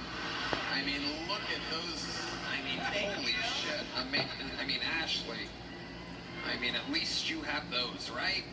You know, I paid a lot of money for them, so... Really? How much did you pay? 10 grand. Oh my goodness. Each? Worth it. It's my favorite thing I ever bought myself. Are they gummy? Are they gummy? Oh yeah, they're totally gummy. No, gummy. He's asking if they're gummy or if they're... I said gummy. Okay. Gummy, yeah, I know what you're talking about. I see you. Are you talking about the blowjobs or tits? No, the tits. Good. All right, Ashley. So give us an example, like the last date you went on. The last date, I don't really date. I've been in a relationship. You know what? Oh, you're in a relationship. I was in a relationship. I'm recently unengaged, which is funny because you foreshadowed this actually. Totally did. The last time I saw you, you were like, your fiance's gonna cheat on you and leave you, and I was like, wow, you're being kind of a bitch. But it turns out you're actually a witch. Wow. You were dead on balls accurate. Incredible. Yeah. It's okay. I wonder what made me say that at the time. But you don't have a guy now. Wow. So what do you do for fun? What do you drag in front of this poor 15 and 9-year-old? I host like 4 shows a week of karaoke and comedy open mics. So I'm super busy, and I'm producing a competition statewide for stand-up comedy too. Is that go? Go? Go? Can't quite understand what they're chanting. Butterly. Are they saying jump? They want her to jump? I mean, Ashley Ann Knox says that she knows how to throw a real karaoke party. Oh, yeah, I'm more of a singer than a comedian, let's be real. How many you want to see her jump right now, huh? jumping jacks. Count them. 3, 4. Oh, DeRosa, don't make a face like you're not loving this. Look over there, you fucking homo. My niece can only do... She's gonna find this clip in her son's Google history later. There is a strong chance of that, yeah. Ashley Ann, My knees can't handle that, though. I'm only 34, but they're menopausal. So. you're leaving here with a medium-sized joke. Hey, that's better than last. If you want, I'll make it in your cleavage from here. Just stay there, don't move. Ah, I'm off. I was off on that one. Little sticky hand, sorry. Aw, you can't win them all. Thank Little you, Cody. sticky hand.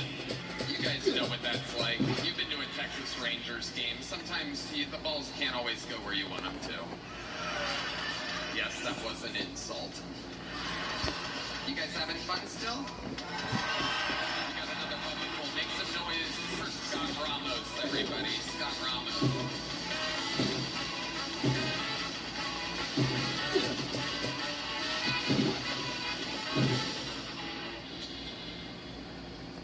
What's going on, guys? My name's Scott. I'm a terrible person to work with. Like, if you want to get shit done, stay away from me. But if you want to have fun, I got you.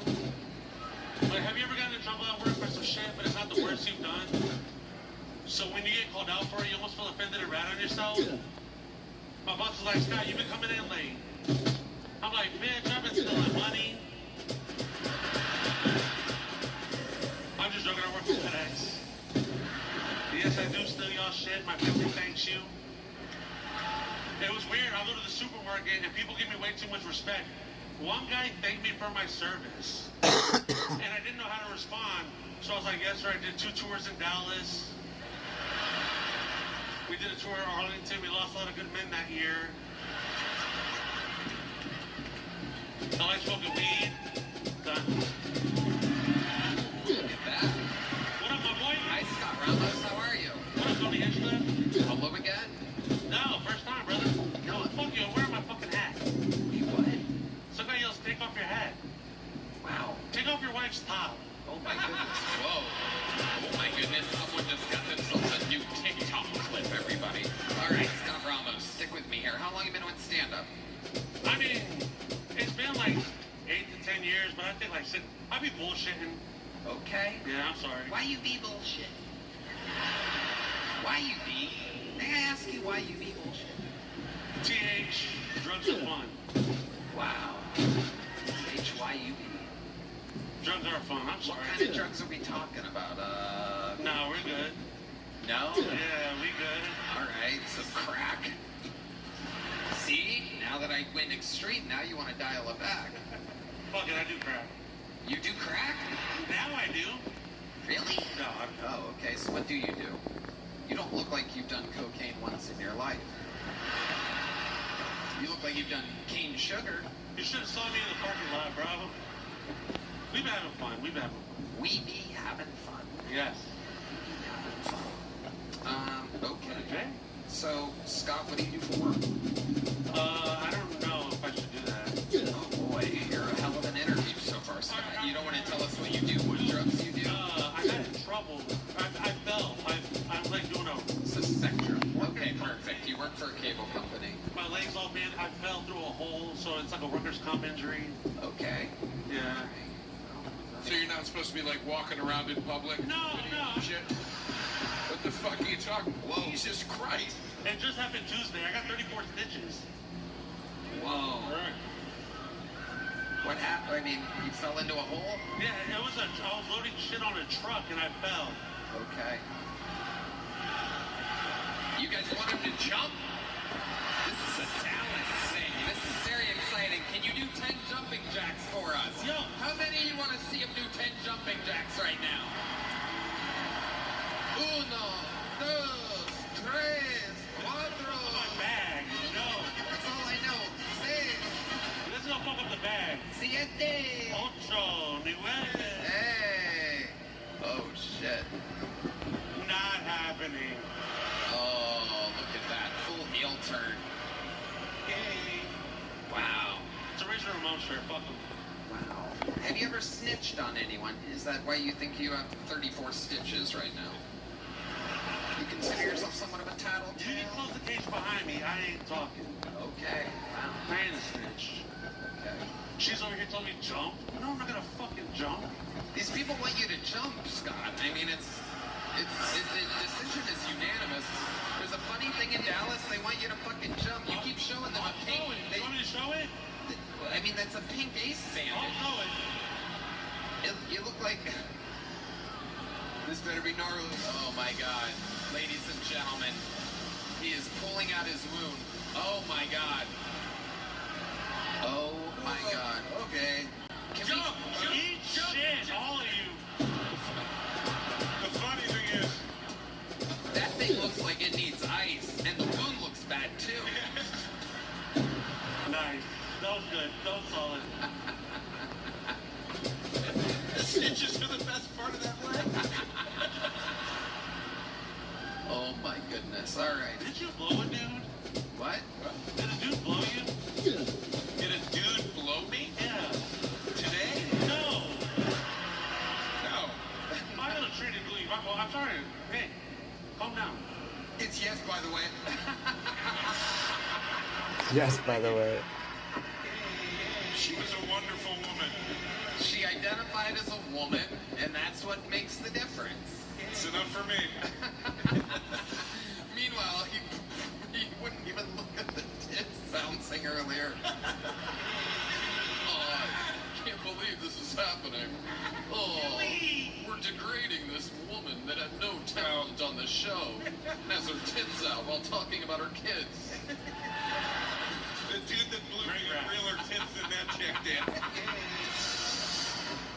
All right, Scott Ramos, you were leaving here with a medium-sized joke, my friend. Congratulations.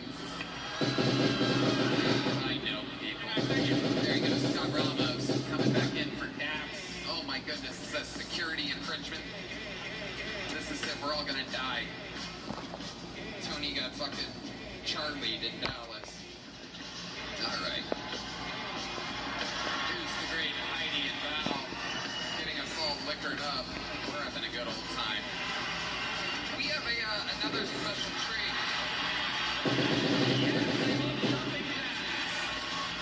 Val, you want to do 10? You guys want 10 jumping jacks for Val? Oh, the shoes make it hard. Oh my goodness, you sweet thing. I can pee on. Come on, get up there. Get right up there. Yeah. This is Kill Tony, ladies and gentlemen.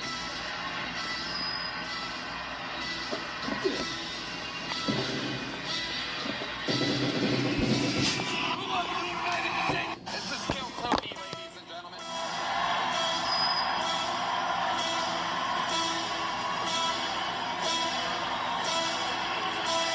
Who wants the United States?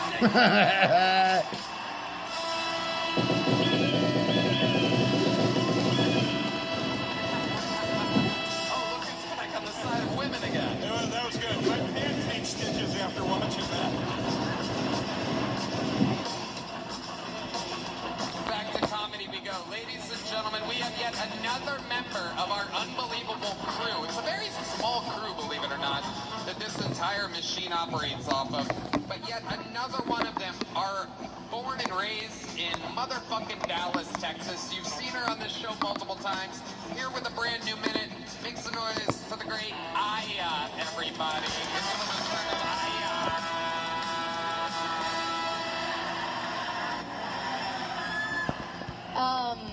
What's I up? went on a walk with my little cousin the other day, and he confessed to me that he thought that gay people were a waste of sperm. That really shocked me. I didn't believe him at first. I thought he meant that gay people waste a lot of sperm. Because they do. People waste so much sperm. That's so It's fun. kind of all that they do with it. And I'm not wasteful. I recycle. Recycling feels like you're deciding your trash gets to go to heaven instead of hell. And sometimes that's too much pressure, so I'll just litter. Fuck it, purgatory.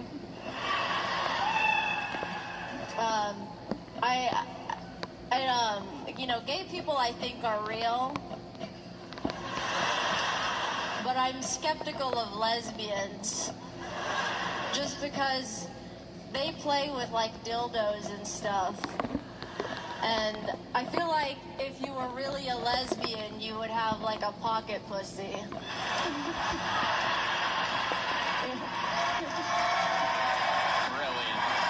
I love it. Dallas's own Aya, ladies and gentlemen, huh? Awesome. Hey, Tony. Hello. Hi, Tim. Hi, Joe. Hi, Redman. Hey, Aya, great job. Thank you, Tim. Really good. Thank you, Joe. Yeah, really great. You're Arab, aren't you? I'm sorry? You're Arab, right? Egyptian. I am. Me too. Oh, really? What kind? I'm Moroccan. Oh, really? Yeah, 100%. That's awesome. He was Moroccan his dick in a tranny's mouth.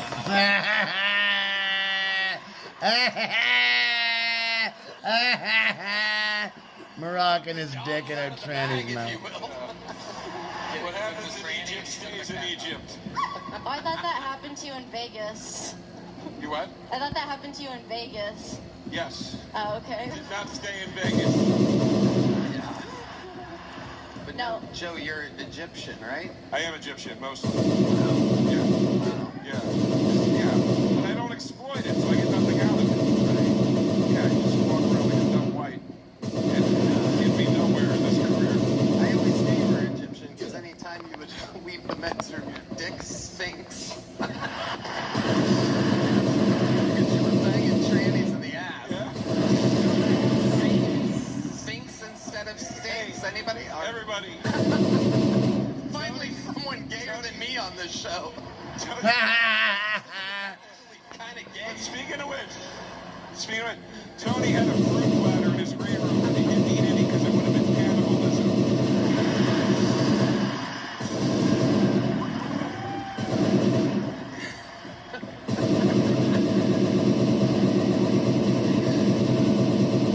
Joe had sausage in his green room.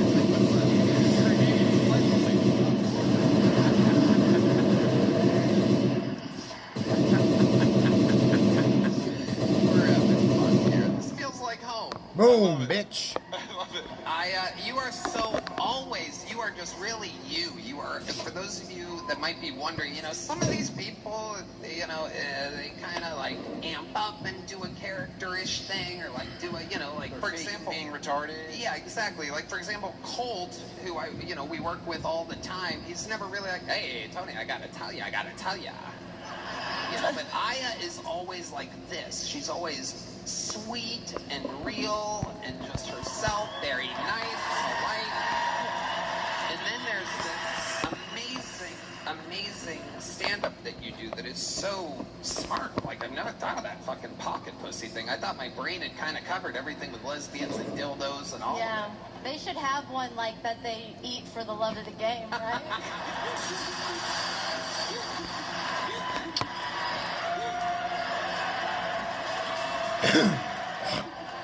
God, that is... I want to be the very best lesbian. I have a couple in my car if you want one of them. Okay, cool. Red. No, she's not jumping, you fucking animals.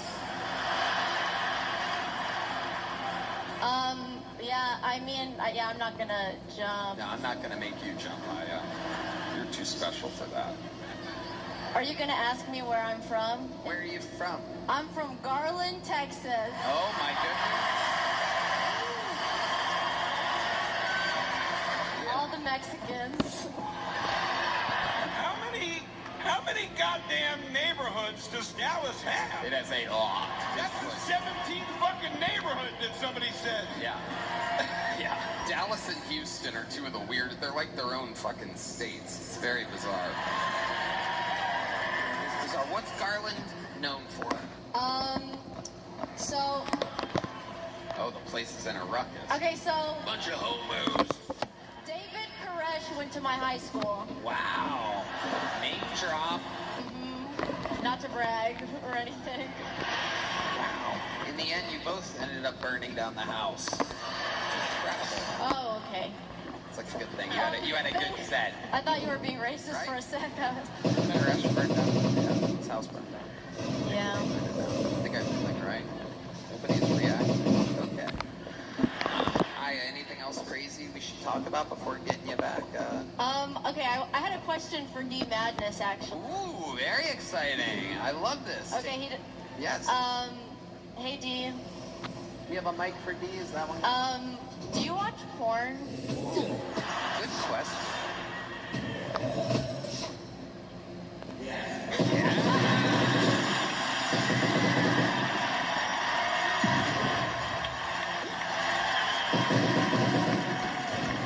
Wow, that is incredible. Hey, D, I have a follow-up question, unless you do. You go for it. Now, do you tend to have a preference between, like, black women and white women, or lesbians, or, you know, anything like that? Do you have, like, a preference?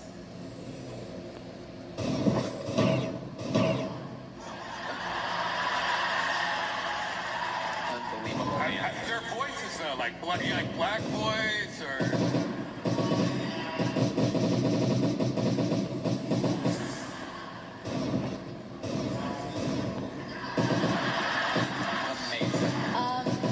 Is there like a volume that you're into? Is there a volume you're into? Volume. Like spatial. Like, do you want it loud or quiet? Oh, perfect. That's how I like my space. I can't believe there's no preference between black or white. Audio-wise, I think black porn's it's got a lot more humor in it. Oh, hell no. You ain't putting it there. That thing can't even fit back there.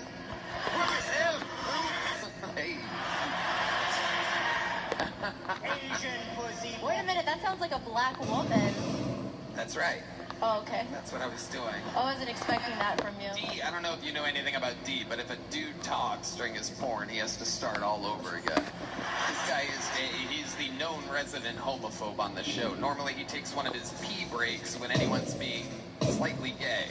The fact that he found out DeRosa got sucked off by a tranny at last year's Skankfest means that he's never going to be able to look Joe directly in the eyes again. He never did before, so...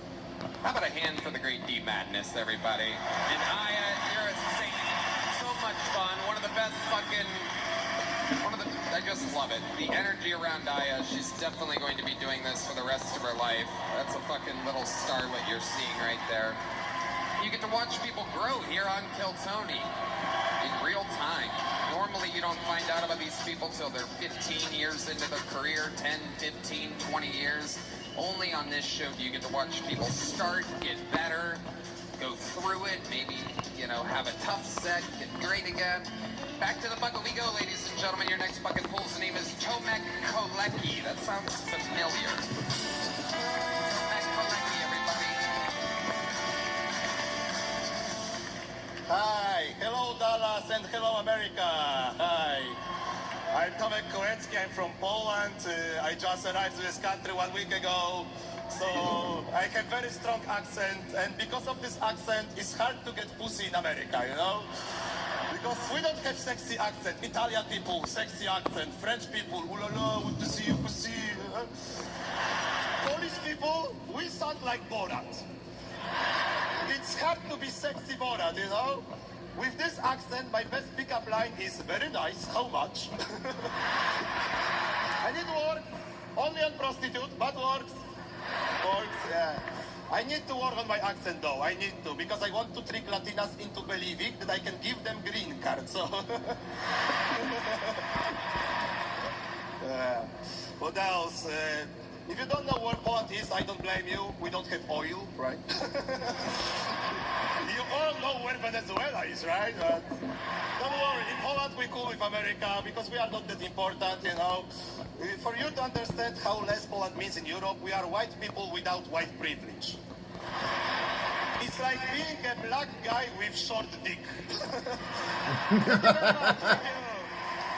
Mac Kolecki. Thank you. Thank you. That guy's funny. So Mac is back. Yeah, I'm back, baby. Another fun set. How'd you end up here in Dallas? We know you're originally from Poland, and we met you in Austin, Texas. Yeah. But how'd you end up here? I've been in Austin last year for 3 months, then I went back to Poland, and I just arrived to America a week ago. Yeah. A week ago? Yeah. You drove here from Austin for this? I mostly stay in Austin, but of course I need to come for this, right? You know, give myself, yeah. Is there anything about Dallas that you've fallen in love with since you've been here? It's a nice city, isn't it? I'm from Poland. Every city in America is nice, you know what I mean? Like, yeah. It's nice. Definitely. And I can feel energy in Dallas because I'm a supporter of Poland football national team, like soccer national team. So I understand your pain in Dallas because you support Dallas Cowboys. So I understand disappointment. Just take that even people that live in small countries literally Still talk shit about the fucking Dallas Cowboys. Don't really know how football works. Make fun of you. Dallas Cowboy. I understand how terrible. It is so bad. Our soccer team is so bad. They like a Dallas Cowboy. Oh, there's some people that are pissed. Oh my goodness. Oh, there's this one lady looking at me so angry right now.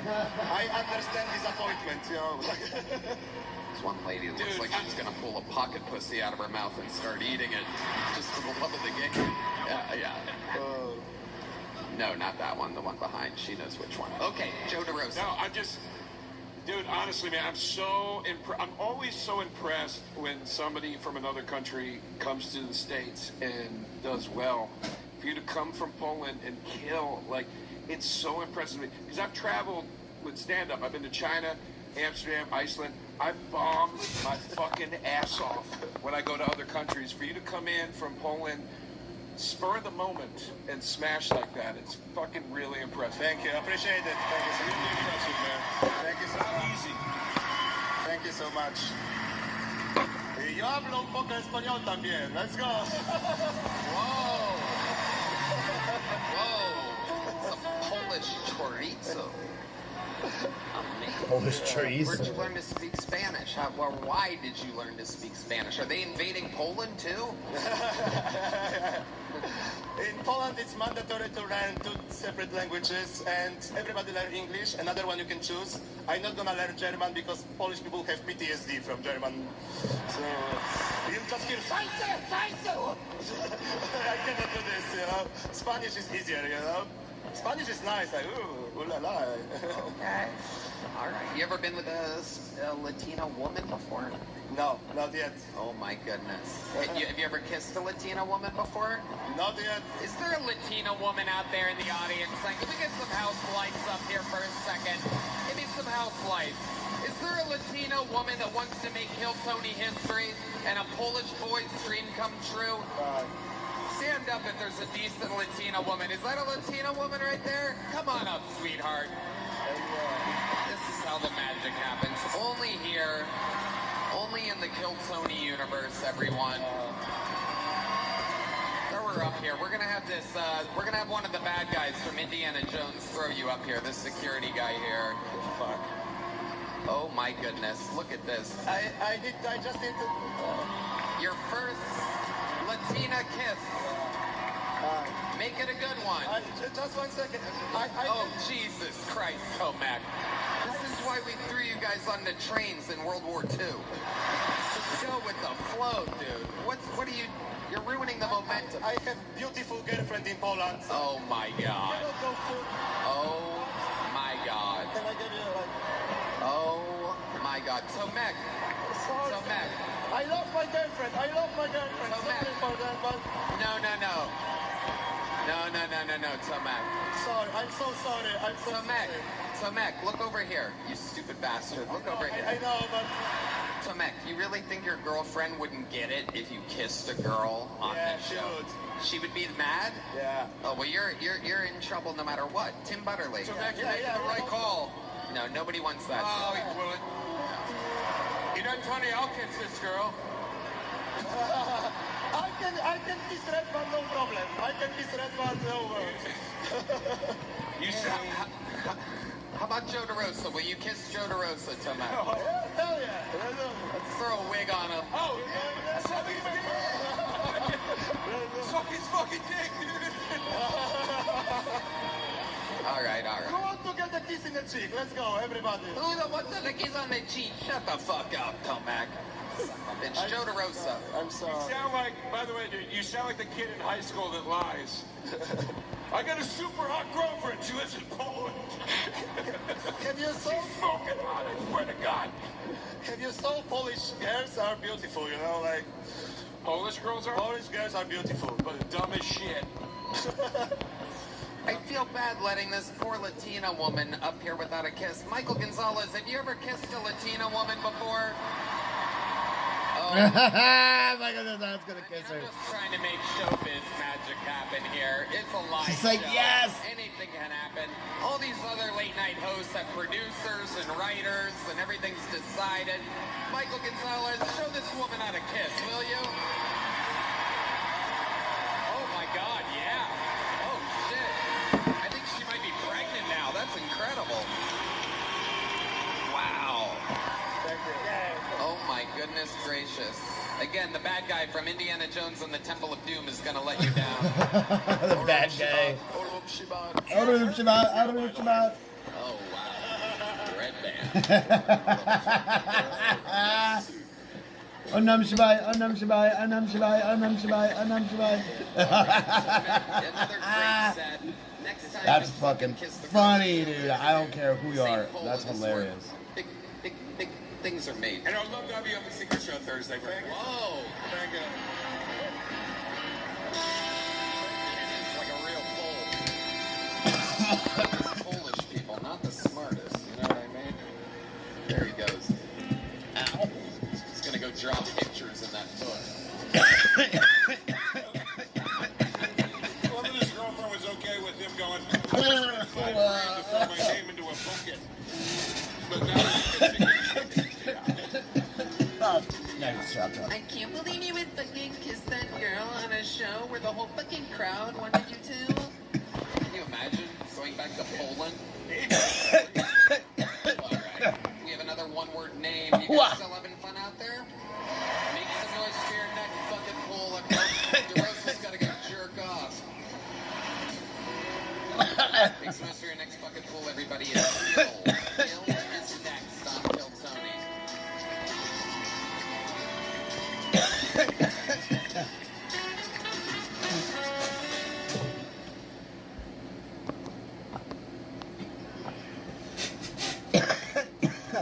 The first time that I ever got in a crowd like this is gonna be like this. This is fucking crazy, but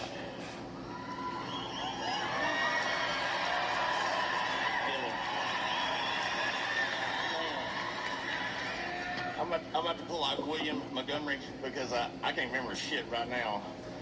But the you know, back a long time ago, there was a Pope. He was Pope Gregory, and he hated cats. He hated them so bad he wanted them all killed. And that's the first time I ever heard about the Pope killing some pussy. Yeah. That's a good joke. You know, if you commit incest more than once, is it recess? I was kind of asking for my cousin, but, you know, when I was a kid, I used to think that you got gonorrhea, that's how you got rid of diarrhea.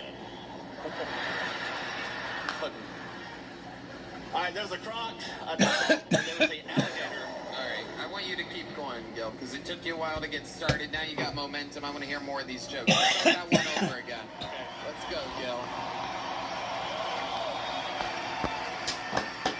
Okay, there's this crocodile, and he was fucking this alligator. And right when he got done, he said, I'm Cayman. Cayman. Yeah, you know, my girlfriend, she don't have sex with me because she said I look like the Lorax. Fuck that shit. I'm so broke that my goddamn EBT, my goddamn internet provider is Chat EBT. I I'm not for gender affirming surgeries, but I am for all furries to be spaded and neutered. Yeah, dude. I've never seen a set where it gets more blatantly better as he goes than this one. You know, I think the first 30 seconds telling how crazy life is that you're here, and then you just started. Fuck. I mean, I've done this about 10 times, you know, and I'm nothing like in front of 10 people, you know what I mean? It's nothing like this shit, but incredible. But yeah, but anyway, I was going to get back to the furries, you know. I talk shit about the furries and all, you know, and I got one that lives next door to me. And she's like, she comes up, she flirts with me, she gets on the fence, and she goes back and forth, and she rubs my leg every now and then. And I told my girlfriend, if she don't quit, I'm going to fuck that bitch.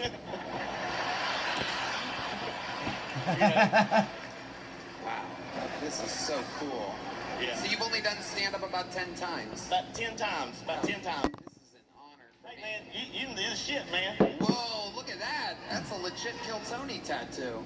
Yes. So nice to meet Stone Cold Steve Dallas. Oh, yeah, brother.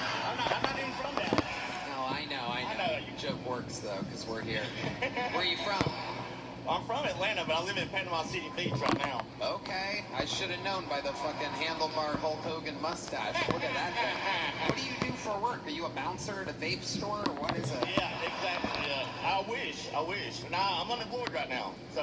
Okay. What did you do before that? I was an electrician, and then I moved to Panama City to chase my dream of comedy. What made you move to Panama City to do that? Well, I already had a place there. I got divorced, and I already had a place there, and I had nowhere to live in Atlanta, so I just quit my job there and said, fuck it. I heard the girls are pretty there, Tony. Yeah. Oh, is that what you heard? Yeah, they're okay. They're, so, all right. I already got a girl, but there is some hot ones there, you know. Okay. So where did you, this new girl, how long you been with her? Well, actually, I've been with her all my life, you know, but we got separated, you know. Okay. She was my first girlfriend when I was like 14, and then she had 6 kids. She had 6 kids? Yeah. How many kids did you have? 1. You had 1? Yeah. And how long ago did you get divorced? A year ago. And then when did you start banging this chick again? A year and a half ago. Oh, okay. Now I see the timeline works out. I see why you got divorced. Yeah. Absolutely perfect. Definitely. Hell yeah. If you see my ex-wife, you really know. I bet. You would be the perfect stepdad. Every detail about you, from head to toe, is ideal. Thank you. And I appreciate that. I think that's a compliment. Totally. Absolutely incredible. What do you look like with the sunglasses up? You look cool as fuck with them down. Oh shit. Cross-eyed. Yeah, I'm not cross-eyed. No, we know. Red Band, the alcohol's really hitting Red Band. He mixes Red Bull and vodka, so he gets more energy and more stupid as the night goes on. More energy, more stupid. I'm gonna go off cam for now, so I gotta do some. Yeah, it's incredible. How old's your kid? He's 18. Close to being the world's coolest grandpa. Female? No, he's a male, you know. Okay, Red Band, fucking play some funny sounds or something. He's a male. Totally destroying this interview. We have no momentum right now. Shut the fuck up. All right. Tell us something interesting about your life, Gil. About your actual life history. Well, we was talking about my son, you know, but this bring up, but we got into it. I had a little falling out. He stabbed me 3 times. Oh really my sore. God. Stabbed me right here too. I can't believe you're unemployed. I'm good. What exactly happened when he decided to stab you? What were you guys arguing about? His bitch-ass mama. Oh my goodness. Yeah. That bitch. That bitch. What did she do this time? Well, we're sitting there, and we got all these kids at our condo. You know, just she has 6 of them. No, we just have 1, but she is like neighborhood mama's. Everybody come down to our condo at spring break from Atlanta. Right. So everything, you know, I'm cool in. You know, everybody wants to hang out. Oh yeah, because you're in Panama City, fucking fresh clothes. Yeah. All right, go ahead. But anyway, we're all down there. This is before I got divorced, of course. You know, so we're down there. Divorce, of course. All right. And I got knocked out a little bit, but anyway. So we're down there, and she's like, I'm gonna have to go get something to eat. You know, she's like, well, I can't leave all these kids here. You're a grown ass man. Go get your own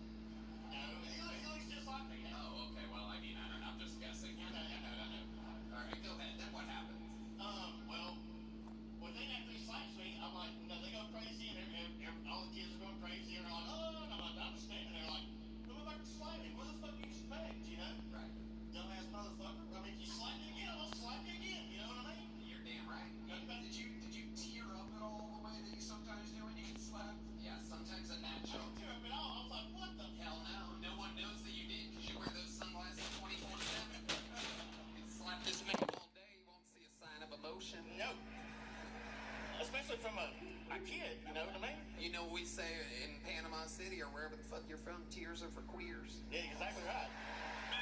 You're right. Hell yeah. If you want that clap back, I'm gonna slap back. You know what I'm saying? We got a lot of sayings down there. I have them all tattooed on my forearms. All right. Okay, so when did the stabbing start? It's the longest interview of the night, and I think it's damn well worth it. Well, it happened right well after they went crazy and shit. I go out to console my niece, but she's like, I don't know, traumatized or something like. How old's the niece? 35. No, she's the same age as my son. Okay. And like, she never watched her goddamn parents fight and shit, you know what I mean? Right. Like, all of a sudden traumatized and shit. I'm like, what the fuck, you know? So I'm just trying to help her out because, you know. The niece is black, you're like, Derek? Oh, dude. Okay, forget it. Keep going. Stabbing. Let's get to the actual stabbing part. So I'll come back in the house after she freaks out and she leaves and shit, and I'll come back in the house, and he's like, you fucking pussy, get the fuck out of my house. I'm like, who is that, the bitch again? No, that's my son. Oh, yeah, bitch number 2. She done got this head talking. So then all of a sudden I'm like, you know, what the fuck, you know, get the fuck out of the way. I'm trying to go upstairs. Just go, pussy, you know. And that motherfucker, about that time I felt bad. And I'm like, boy, you goddamn boy done fucking hit me. About that time blood just started pouring down my side. I'm like, you fucking little pussy. And they're all fucking separated shit. I just walked upstairs. I'm like, what the fuck? You just walked upstairs, that's it? Yep. Stabbed him in your skull? No, I'm talking about it. Wow, real noise. Once in the skull? Yeah. Wow. So you'll slap him back, but if he stabs you, you just won't go up to your room? I mean, what the fuck? You know, I didn't have a knife. Thank God. Look, Gil, I'll tell you what, man. You know, you showed what the show is, because you were nervous as fuck, clearly, when you got up here. You let the pressure get to you. And then you fought it all the way to a great back end of the set and an unbelievable interview, Gil. Thank you, my friend. There he is, Gil, ladies and gentlemen. But we're coming around the corner. I have a few special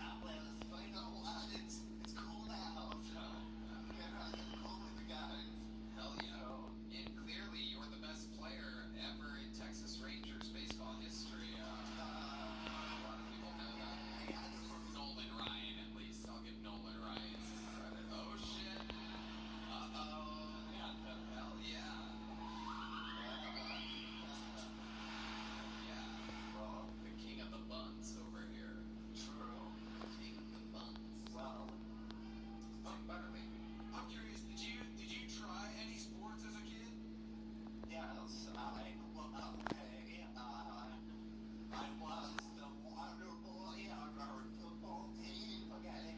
I had to wear a jersey, I had my own jersey. I was the manager of our college club baseball team, Division II. And at the end of the season, they let me go on at bat, and I hit the ball, I had a run, so my batting average is 1,000. Wow. Incredible. Fun fact, he's the first person to ever dribble on a baseball field. Well, you know, I brought something special tonight. Oh my goodness. So, in the past, I tap dance at this show, you know? But then I realized a lot of people can't afford tap shoes, or they don't want to commit to tap shoes. So for all the kids out there, I have made at home tap shoes myself. Oh my goodness, you have actual tap shoes on? No, made at home tap. Oh. So all you have to do is get some old sneakers, crush some soda cans, and duct tape them to the bottom of your shoes. You've done that here today. Yeah. Can we get a little tap dance? It sounds just like regular tap. You can do this at home, okay? This is incredible. You're like Bill Nye or something. I call them Texas tap shoes. Okay. Oh. Everybody be quiet. You have to be quiet.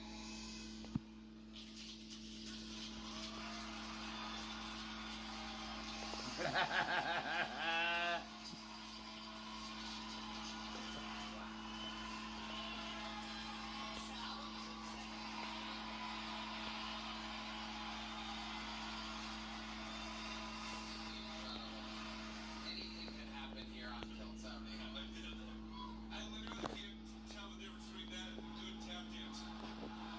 Uh-oh. Dallas, that's okay, ladies and gentlemen. I think we gotta put the background one more time. This is Demo 110 improvised jumping jacks from you, Mark. We gotta give Dallas what they want. The tap shoes on. I mean, yeah, let's just give it a shot here. See how it sounds. It'll be great. Just any form of jumping jack is gonna be fully acceptable here. I can do a fucking jump jack. Yeah, it's okay. Perfect. Here we go. Count them out. 10 of them. 1, 2, 3, 4, 5, 6,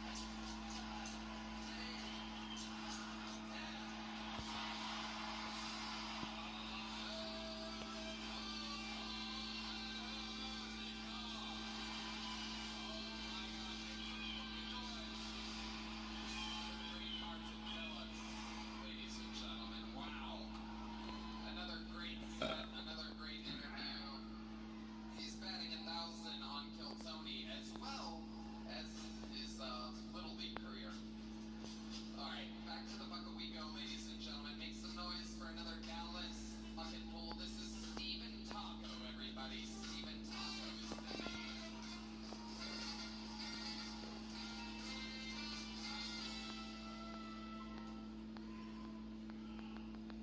Sup? So I'm a beekeeper? Keep bees? Interesting thing about bees though is I didn't know that not all of them make honey, right? So I beekeep the Western European honeybee, right? Makes honey. But then there's like the Africanized killer bee that make crack cocaine.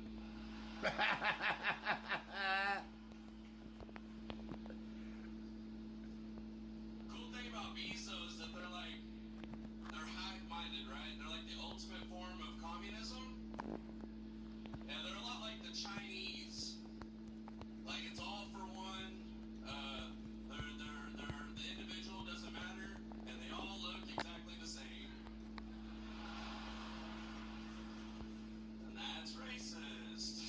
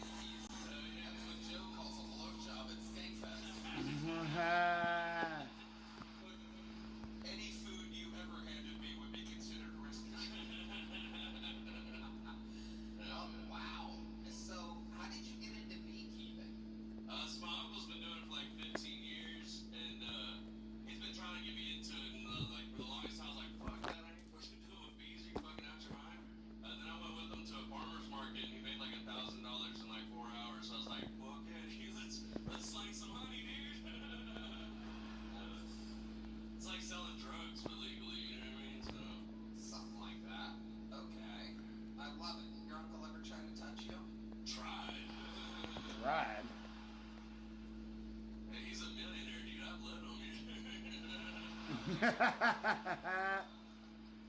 was calling you honey before you ever told you to do it. Amazing. And it's a profitable business? Yeah. I mean, it's a little side hustling. I mean, I do it every other weekend. We sell at the Azel Farmers Market. Y'all come and see me, dude. A lot of name dropping. A lot of fat people going crazy. Farmers Market. Amazing. Steven, what's your love life like? What was that picture on Oliver? The Goonies, I think. No, that's my mother. Wow. Is it really, it's really your mother? Yes. Why do you have that picture of your mom all over you? So she called me one night, was like, oh my God, I lost my tooth. Yeah. And so I was like, you gotta send me a picture of it. Yeah. So she sent me the picture. I was like, that's the funniest shit I've ever seen in my entire life. Amazing. So she was like, you want me to make you a t-shirt? I'm like, do I? Hell yeah. And then I was at her house right before I came here. I had to drop my son off. And she saw what I was wearing. She's like, are you really gonna wear that shirt? I'm like, hell yeah. She's like, isn't this on YouTube? I'm like, Mom, you're about to be fucking famous, dude. So yeah. Shout out, Mom, dude. Amazing. I'm pretty sure most of the bucket pulls tonight have a mom missing a tooth or something. Aside from your uncle, how many times have you been stung? You eat a bunch, dude. Like by bees, I mean. Does it happen a lot? A lot, dude. Yeah, they don't like me. I don't know what it is. Probably me fucking stealing all their fucking honey. Like, what's the most like you ever got stung? Like, how many? You know? I got stung like 8 times in my hand through the glove. We got a new species. It's a Russian species, and they're fucking aggressive, dude. Russian bees. Russian bees, dude. Yeah. God, what could possibly go wrong? Yeah. Well, we had some Italian bees, but they're real fucking calm, but they don't make a lot of honey. So we're like, let's get some Russians, and they are fucking workhorses. Yeah, they're fucking soldiers, bro. They're drinking vodka, getting into bare knuckle hitting boxing matches, doing Russian shit. Absolutely incredible. I'm surprised the Italian bees were calm. Yeah, do you think you up? Not any other kind of bees. Did you perhaps have any black bees at any point? Because I'm guessing very little honey was made that night. They went out for milk, never came back. Steven Taco. Amazing. Steven, what's another fun fact about your life that we would find interesting? Just got out of prison. Whoa. Like the part-time beekeeper worker at Risky's with a mom missing a tooth, wearing a shirt with her face all over it, just got out of prison? Crazy, right? Incredible. What were you in prison for? Possession of a controlled substance of methamphetamines. Yeah. Wow. You had crystal meth on you? Amazing. I know, dude. Wow, the apple doesn't fall far. So, how much meth? I don't even know what quantity would be interesting, but did you have a lot of meth on you? No, dude, it was under a gram. It was like such a small amount. Look, Oh yeah, you're just trying to get a slight little buzz on. Oh, welcome to Dallas, where you get booed for having only a little meth on you. Dude, that ain't even enough to get me high for the night, pussy. Man, oh man, what are you doing? Trying to get your chihuahua high? Less than a gram? Shit. Derp, babe. Dude, that amount of milk. By the way, there's no such thing as a little bit of meth. That's like saying kind of like. Deathly afraid to have even a speckle on anything. And how often do you do meth, my little friend? Yeah, I've been sober for 15 months now, so no. Oh, wow. Look at that. Good sobriety as well in here. So that was, how long were you in jail for? About a year. Okay, so that's what sobered you up. Yeah, people ask me, like, how'd you get sober? I'm like, it's a nationally funded rehabilitation center called the Texas Department of Criminal Justice. Hell yeah, that'll do it. Did you have cellmates or anything like that? Yeah, I was in a 68-man dorm.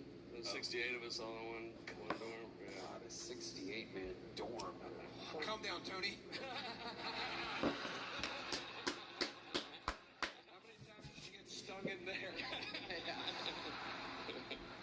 Not that many. So tell us, what's the highlight of the 68-man dorm? I mean, you must have stories out of the wazoo, in the wazoo.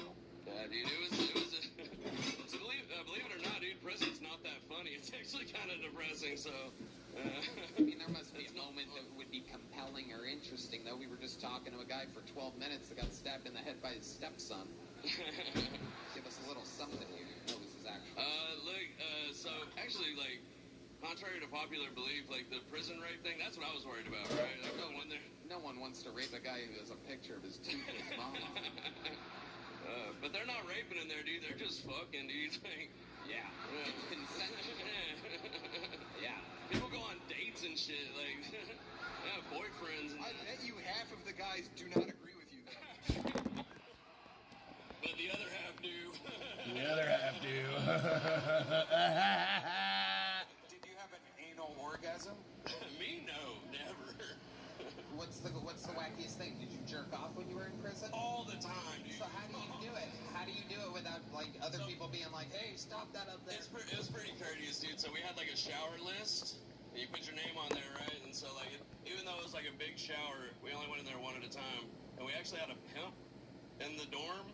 And like, he had like a binder full of like jack shots is what we called it. So it's like chicks with their titties out and stuff like that. And for 2 soups, you could rent one for your shower session.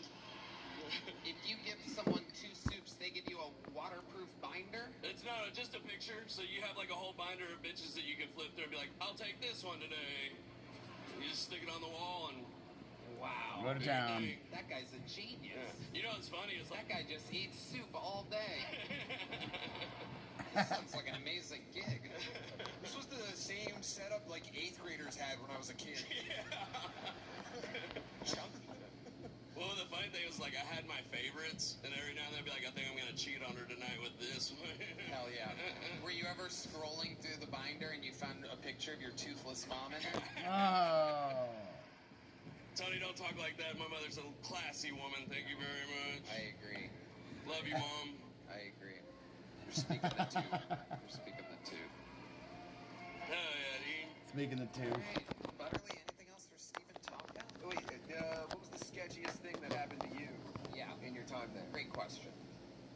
Look, I get along with everybody. You know how they say, like, you go in there and whoever the biggest guy is, you go in there and you punch him in his fucking face. Yeah, no, you went in there, you gave him yours. Hell yeah, dude. I went in there, I was like, do you want to watch a movie together? Like, have dinner tonight? I had my jail boyfriend, you know what I mean? Ernie, what's up, dude? Hell yeah. Shout outs to Ernie. Hopefully he's getting Wi-Fi right now at the Texas. He was the biggest dude in there, and I was like, I'm going to make sure that guy likes me. I love it. Well, cool as fuck. Stephen Taco, fun set, fun interview, very good stuff. Big show for you, my friend. 6 years in the game from Fort Worth. That's Stephen Taco. Back to the bucket we go. We're coming around that corner. I have 2 big surprises for you after this. But for now, let's make it your final bucketful of the night. Goes by the name of Trenton Tebow, everybody. Trenton Tebow. Tim Tebow's cousin. I lost my virginity to a female magician. And that really complicated sex for me after that. Because it's like, what do you mean your clit's not behind my ear?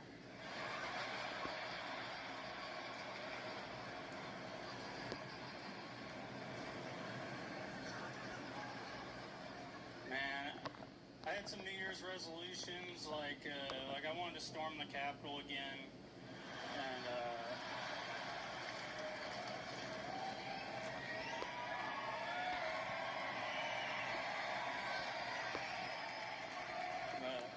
I also wanted to lose like a little bit of weight, like nothing crazy. I just wanted to lose enough weight that if I heard someone yell, "Hey, you fat fuck," in public, I had the confidence to not turn around.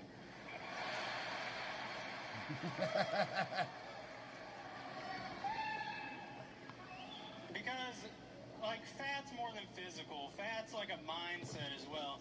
Because, like, I can't see Chinese lettering without getting hungry. A girl to have a tattoo. You want to finish it? Girl have a tattoo. We done? Okay. Yeah, a girl will have a tattoo and she'd say, this means peace and tranquility. I'm like, nah, that's Beijing beef. I fucking... Hell yeah. Trenton Tebow, ladies and gentlemen. First time on Kill Tony? Second. Where was the other one at? Mothership. Nice. How long ago? 2023. Okay. Well, welcome back. It's been a few years, obviously. Trenton Tebow. How long have you been doing stand-up now? 3 years and change. Wow. So the first time you were on Kill Tony, you were very, very new. Yeah, I was about a year in, probably. Well, look at you now, man. Crushing in front of 8,000 people. Trenton Tebow. Is this where you're from? Yeah, I live about an hour from here. What part? I live in Mineral Wells, but I'm in Dallas every weekend. Mineral Wells. Incredible. What's we got 24. I'm way too fast. 11. Yeah. I got all my teeth. 35. Perfect. I love it. Trenton, what do you do for a living? I work at a restaurant. Okay. What kind of restaurant is it? Dude, I just fry fucking chicken. That's what I do. Oh, shit. Okay. How long you been frying chicken for? A sad amount of time.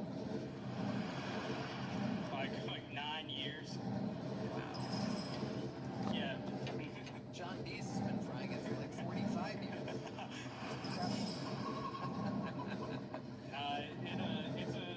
It's a job that allows me the flexibility to do stand-up and all that, and like I can take off whenever I want. Really? Frying chicken counts? Not very demanding amount of time. No, it's not. It's fine. And if I don't show up, it's like someone else does it. Come on. Mineral Wells sounds like the middle of nowhere. Yeah. It is, right? Yeah, you'd be correct. And that's where you're born and raised? Yes, sir. So, like, what's your family like? What do mom and dad do? See, my dad just got fired after 27 years.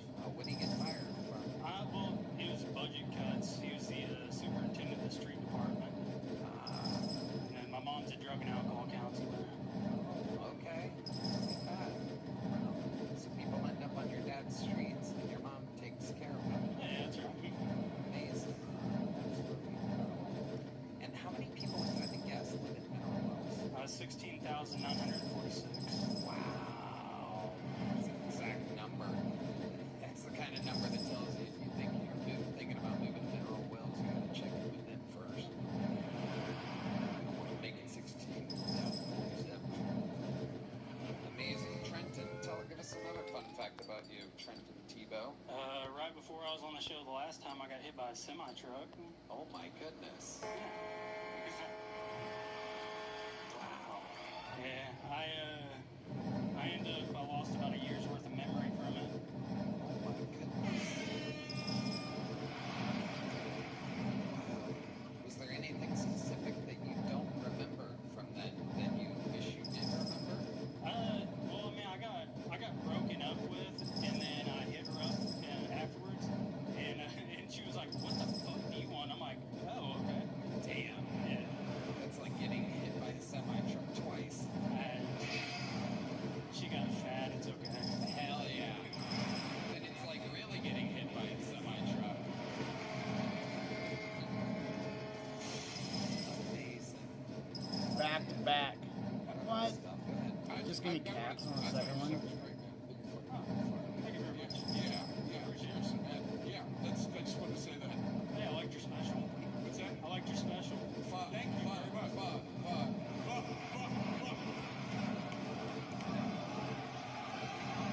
Trenton, I'm going to be honest with you. They love it when people do 10 jumping jacks for some reason. Is there any chance we can get you to do 10 jumping jacks real quick?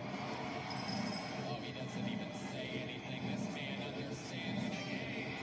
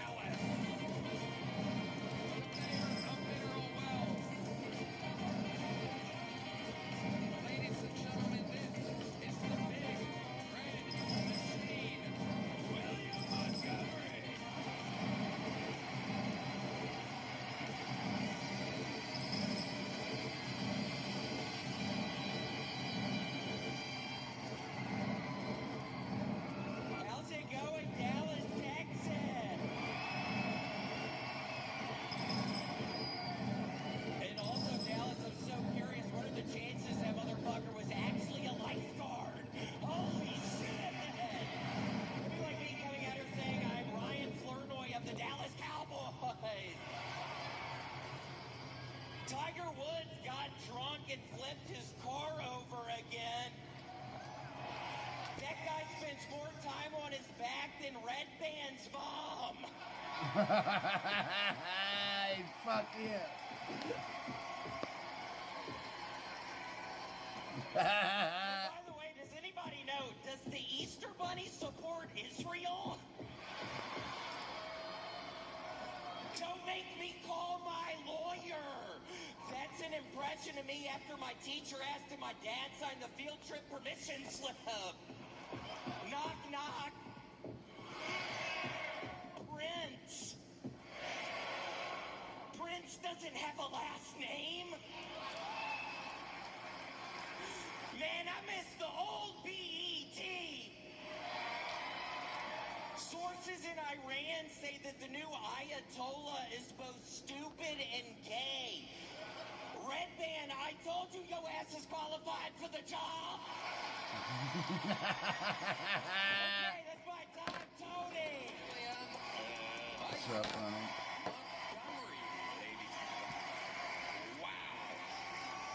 What's up, Tony? The energy in this room tonight. Oh my God! I mean, it really is something else. It really is. These people have been sitting in here for fucking 4 hours. And also, Joe, a trans person didn't actually suck your dick, right? No, I'm kidding.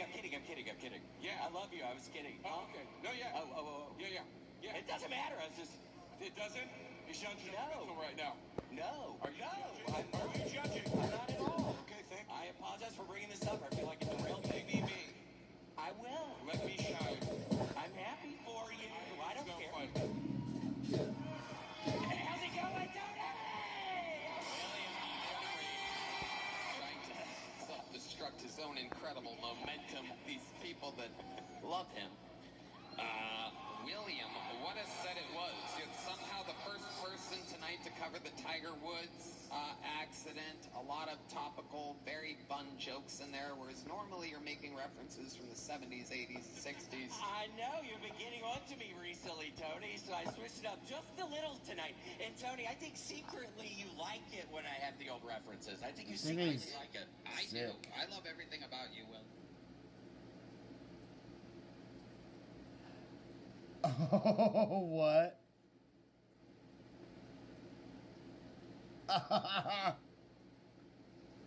Gavin Newsom is under a Trump probe right now. The Department of Justice probe. Oh, fuck yes. We gotta listen. I gotta listen. I might put it on the fucking screen. Why is there shamrocks on the fucking... The Seamus on? Incredible in Washington, D.C.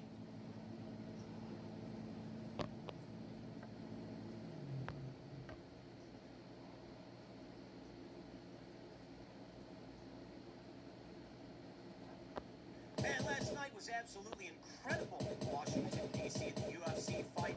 I am proud to be an American. Thanks to Donald Trump, Dana White, everybody who put the thing together. It was absolutely incredible to watch. It was fun. It was exciting. The flyover is just very, very, very, very amazing.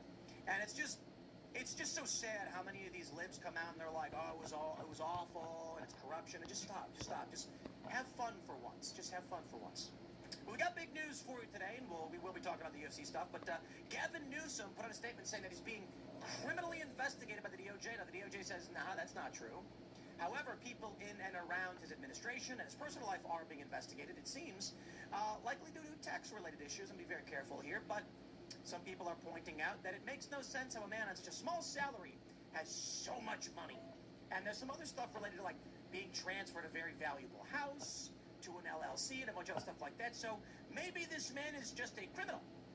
I wonder if what's really happening, they always just played this game. These politicians, whether it be Republican or Democrat, they always played the dirty game, but then they went to war with Trump and lost. So now Trump has basically said the game's over and I'm coming for you, whatever it may be. Or this House-related thing just, maybe it's Bill Pulte again, you know, we'll see. Now, this is a big story because Gavin Newsom is the presumptive nominee for 2020. I said presumptive because that's what people are talking about in the media, despite the fact that Kamala Harris actually is leading him by double digits, but Lord have mercy if somehow she got elected. heck about the UFC thing because, my friends, we actually were contemplating what the big story was going to be. We opted for the news because the news is what we do. But I believe that there was, let me say this, God sent a sign at the UFC event. It is absolutely incredible. It defies expectation. An act that I would describe as something that's possible, but that defies expectation. Now, many people online are referring to a miracle at the UFC event. And what was this miracle? A forecast had come down a week prior.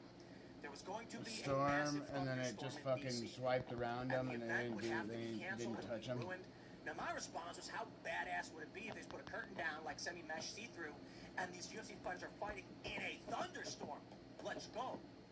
But something magical happened. First, rain comes from the west. Clouds sweeping in.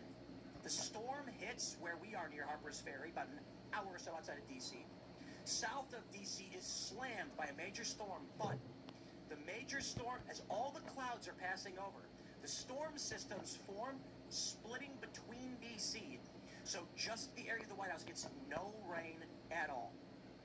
Some people are saying it's a miracle. Well, I don't know if it's a miracle. A sign, maybe, because the storm that was supposed to stop the event parted, and we've got the NOAA recording of the radar data. Now, to be fair, sometimes it rains. I think that's what Bill Maher said. Sometimes it rains. And I look at this and I think, yeah, but with the left begging and cheering and claiming that it was divine intervention, that God hates Trump, and that message being blasted out with all the news saying, oh, it's going to get rained out, you're not going to go, and then the storm breaks just over the event, it is something else. It is something else. So we'll talk about that. We got a bunch of other stories, my friends. We got Republicans trying to impeach Obama judges. It's going to be really interesting, so we'll get it on. Before we do, we got a great sponsor for you. It is Tax Network USA, my friends. Go to tnusa.com/Tim. Do you owe back taxes or have unfiled tax returns? Or have you filed every year but you still keep owing? Did you retire and suddenly get hit with a tax bill you did not expect? Are you a business owner with messy books, an balance you cannot afford? Maybe you pulled money from your 401k or IRA early. Now the IRS wants its share. Whatever the issue is, the outcome is the same. Your balance is not going down, penalties grow, interest compounds, and many of you are about to owe again for the upcoming tax year with no plan in place. Stop what you're doing now. Hit up Tax Network USA. Don't need to. I don't even file taxes. I put positive energy up into the clouds to move them apart. It seems to have done something.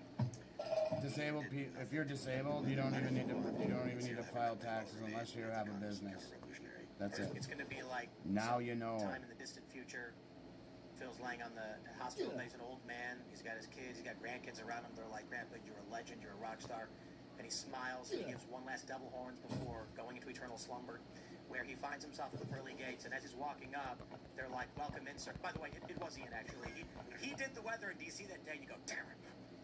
Proving you wrong. He had put in a good word for you, Phil, so you're allowed in.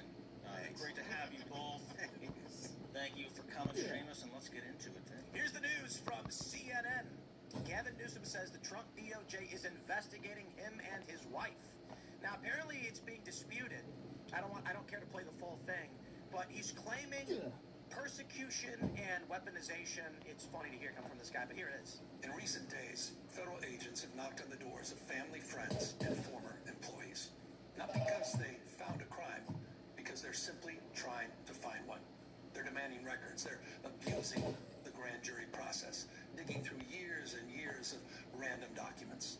Donald Trump isn't just coming after me because of my mean tweets. He's coming after me because I'm considering running for president. Because he hates that I've consistently called him out over and over again for his lies and deceit. Donald Trump is rub your hands together, motherfucker. President thinking about all the land grab you were going to do, cunt. Power Ministries to reward cronies and to try to jail his opponents. His personal attorney now runs the Department of Justice, which has repeatedly gone after his political enemies. Ask Jerome Powell. Sent them after James Comey, Trish, James, Adam Schiff. He sent them after Tim Walz. And a woman that a jury found Donald Trump had sexually abused. One by one, anyone who has challenged Donald Trump has ended up on his hit list. And today, I proudly join that list. Oh He's my like God. trying to be on the list. So, well, we do have to add, Cameron Arcon says a source familiar confirms with Town Hall that there are numerous investigations ongoing into Gavin Newsom for about a year now, and they stem from whistleblowers in California, not the DOJ, his wife's taxes, and his chief of staff, according to the source. But wait, there's more. Jennifer Van Laar says maybe they're investigating you because your finances don't add up, or because your wife's LLC received the deed to a $9.1 million home a week before the LLC was even created, while you still had your Fair Oaks home. How was that LLC capitalized? She points out, do the math regarding Gavin Newsom's income. 1.4 million yearly income, 450K in taxes, 200K to domestic workers, 150K in private school tuition, 200K in property taxes, 20K in utilities. Okay, we're at 1 million. Now add 120,000 a year in mortgage payments for a Sacramento house.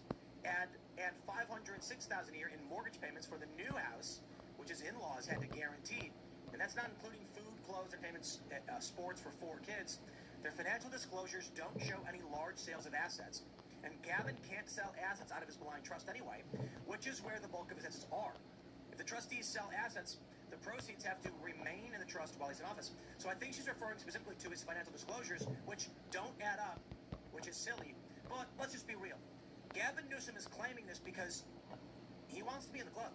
And all these Democrats are like, Trump is targeting me. He's coming around, he's coming after us. And Gavin Newsom's sitting there all by himself. Because Trump doesn't really care, it sounds like. So Newsom himself made this claim. I mean, could you imagine if, like, I did a press conference and I was like, the DOJ is currently investigating Russians for secretly funneling money to me. Like, that'd be the stupidest thing in the world. It's fake, by the way. Yeah. But why would he come out and say this? You gotta make it cooler in here on this room. You know, it's not going to work, but I think he wants to fundraise for 2020. He wants to sell mugshot t-shirts.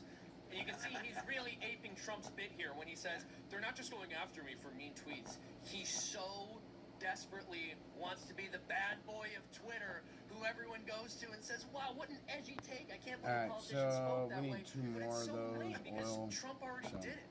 Yeah, you know, when all the times that I catch heat on X or whatever, or anytime I say something that, like, the metal blogs pick up, a lot, like, most of the time it's like, I don't know that it's going to happen, right? Like, I made a post or I was on a podcast last week talking about men's problems and therapy and stuff like that. I was like, you know, therapy's really not for men. It's really for women. You know what I mean? It's like guys kind of have a different way of dealing with problems. Men will have a better success rate if they're having personal accomplishments and stuff like that.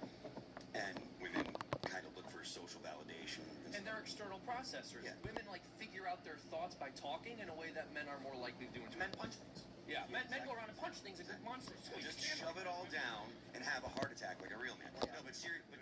Yeah, sorry, I interrupted.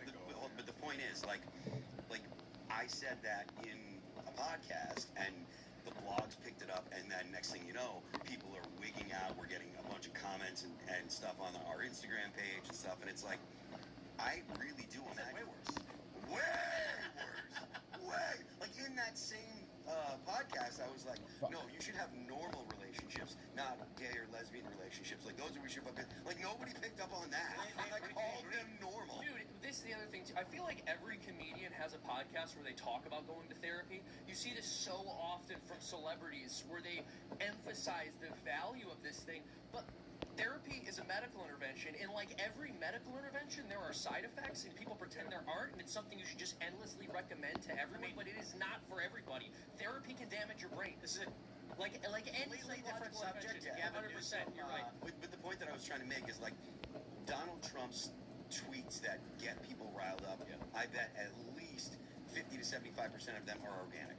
He's just saying what he thinks. Right. People get worked up. Gavin Newsom trying to actually force this stuff. Seems forced. Yes. And you can see right through it. That's part of the reason why Spencer Pratt, people really responded to his ads and stuff like that, because it doesn't seem forced. The stuff that he was doing on the debates, which, like, you know, making faces, like, that was his natural reaction. And that honesty is really something people respond to. And Gavin Newsom, he's just forcing it.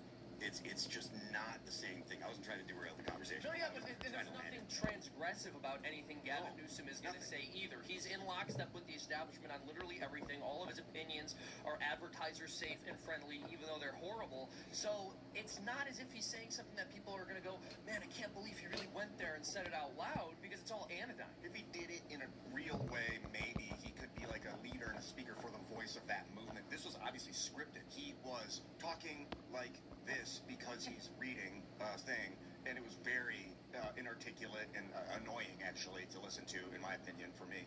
But if he was like off the cuff, saying what he truly believed about this and flowing hard, you might get behind him. You might be able to anyway. But this was just, I mean, this is just a scripted. Yeah, we're trying to be like Trump. I like we said, it's just so forced. And he wants to be, like you were saying earlier, he wants to be that bad boy. He wants to have that kind of chemistry with the people that are watching and people that may be voters. That's why he did all the right-wing podcasts or the centrist podcasts or whatever. But it's not him. And then he Alright, so we have enough of those. We're gonna make up all that stuff. Too much of a curated and polished look to pull it off. So one of the reasons Trying to get my base rated, so that waiting Trump for resonates with a people, raid. for better or for worse, is It because is 9 he's just saying o'clock. things like he's thrown it off the cuff. He didn't focus group this. He didn't market it, and that works when you have the kind of image Trump has. When you have the unfiltered image, people forgive mean statements because it's like just coming out of you. But if you have this very curated, well put together focus group image, and We need to go mean, it's like, oh, this and person's loot that cruelty is place too. calculated. So It actually we'll sends go a and very take care of different this shit message. up here, You're these no longer deliveries, and then we'll go belligerent, down you're there actually scary. and go Trump pick has a up the famous shit out of tweet there where he and said, flip it to hard I've mode never seen a thin and wait for person hard drinking mode for Diet tomorrow. Coke. And it's like, it's a shower thought, but it's funny because you think about it and you're like, that's a good point. You know? Yeah. But here's the thing is, he says something like that, and then you got this woke era where they were like, stop making fun of people for being otherly fatted, or whatever the word was. Otherly fatted. Shut up, dude. And then It's funny. Leave me alone. then Ozempic was released in all the Body positivity vanished. Yeah. As soon as these fat, lazy women they got a lazy way to lose weight. Now all of a sudden they were like, yeah, we don't care anymore. I noticed when Trump first got elected in 2016, there was like a 3-day period, either it was before he got elected, right after he got elected, or right after he got sworn in. And then all of a sudden I started seeing racism on Twitter, and I was like, what? It was like, it wasn't like people became racist, but the racists felt like they could be racist now because he kind of gave them a green card. He'd been saying some racist green card. Green card.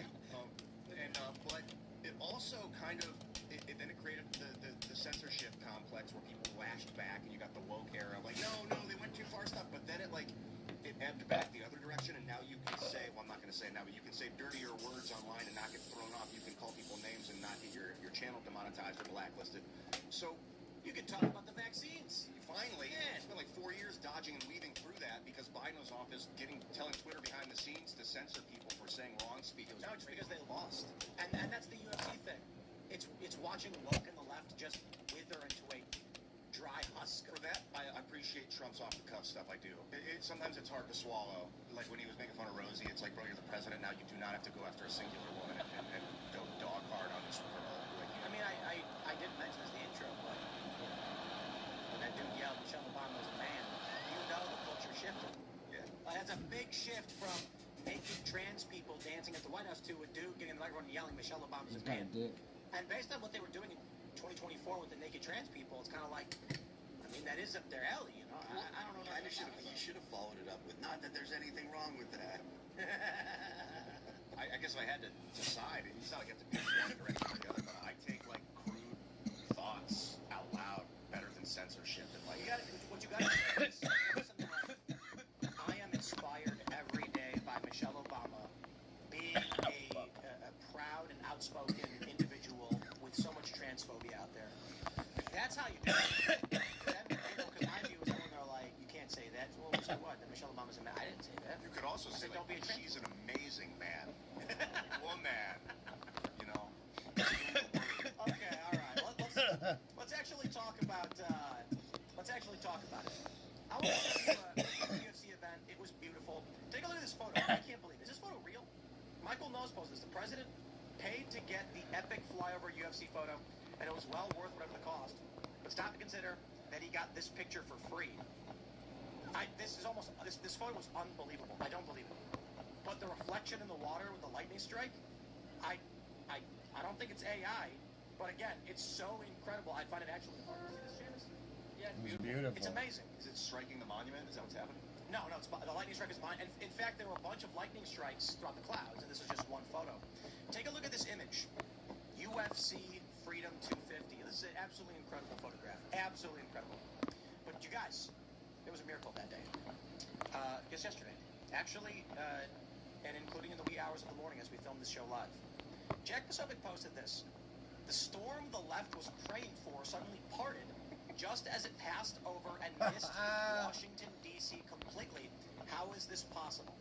Well, we know what Jack means because he is a devout believer in God and Jesus Christ. And I saw this and I said, there's a little storm pocket south of D.C. There's a storm pocket north of D.C. I mean, you know what I think? I think this is just some storm pockets emerged, and they're making it look like this much more dramatic thing. So here's the news. The New York Times, there's a bunch of social media on Reddit. Storms could disrupt UFC event at the White House on Sunday. Forecaster said the weather around Washington is likely to be hot and stormy. And here's the radar data. This is UTC, so this is just before the event was supposed to take place. Let me zoom out here. Now, what you need to understand about the radar imagery, these big storm clusters, it's actually dark clouds everywhere. It's cloudy everywhere, but the clouds over, Sterling and Reston, they're not heavy storm clouds, just dark clouds. Where it's raining is here. I go back a few minutes. Take a look at this. Indeed, a major storm cell was approaching, and there was a rain delay. But look at this. While the left was praying for rain to ruin the event, this major storm cluster passes just north because the White House is down here. So a little bit of rain in the vicinity, a minor delay, but it passes over. Now look at the storm cluster below. Disappears. But wait, I think there's more actually. As we move forward throughout the night, this major storm cluster appears once again, just stays right beneath where the White House grounds and the National Mall is. This storm passed by. There are clouds overhead. It was storming by us in Harper's Ferry, and I'm thinking like, oh, this is going to be bad. And the clouds, as they're heading the direction, the storm goes around north and south of D.C. Now, I don't know if I could say that's a miracle because sometimes it rains. I mean, it's just, But I would say, to me, it seems like a sign because this event was tremendous. It was inspirational.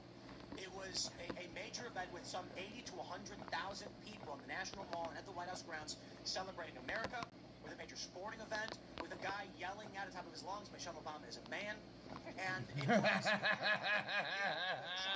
thrown out, and there's some contentious debate, stuff like this, but all in all, watching this was inspirational. With the lightning strikes in the background, it was an incredible image. And you know what? The storm passed right over. North D.C., drenched. South of D.C., drenched. White House grounds, just fine for the event. I say, God wills it.